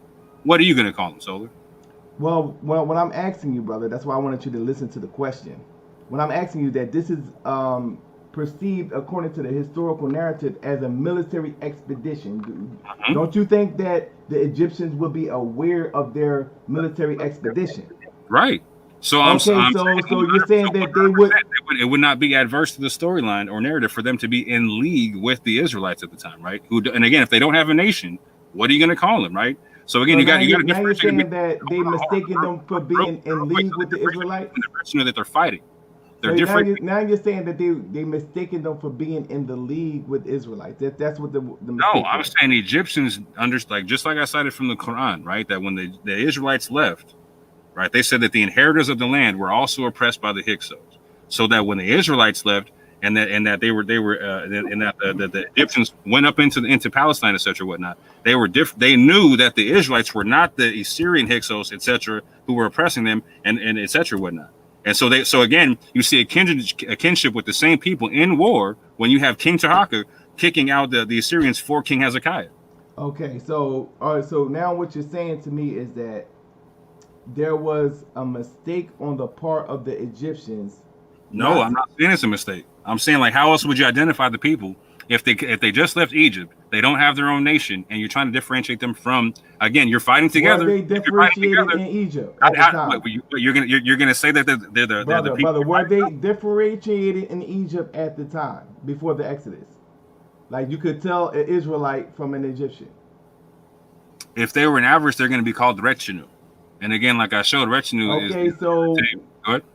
Was it do you believe that the Egyptians knew about the Exodus, the Israelites leaving?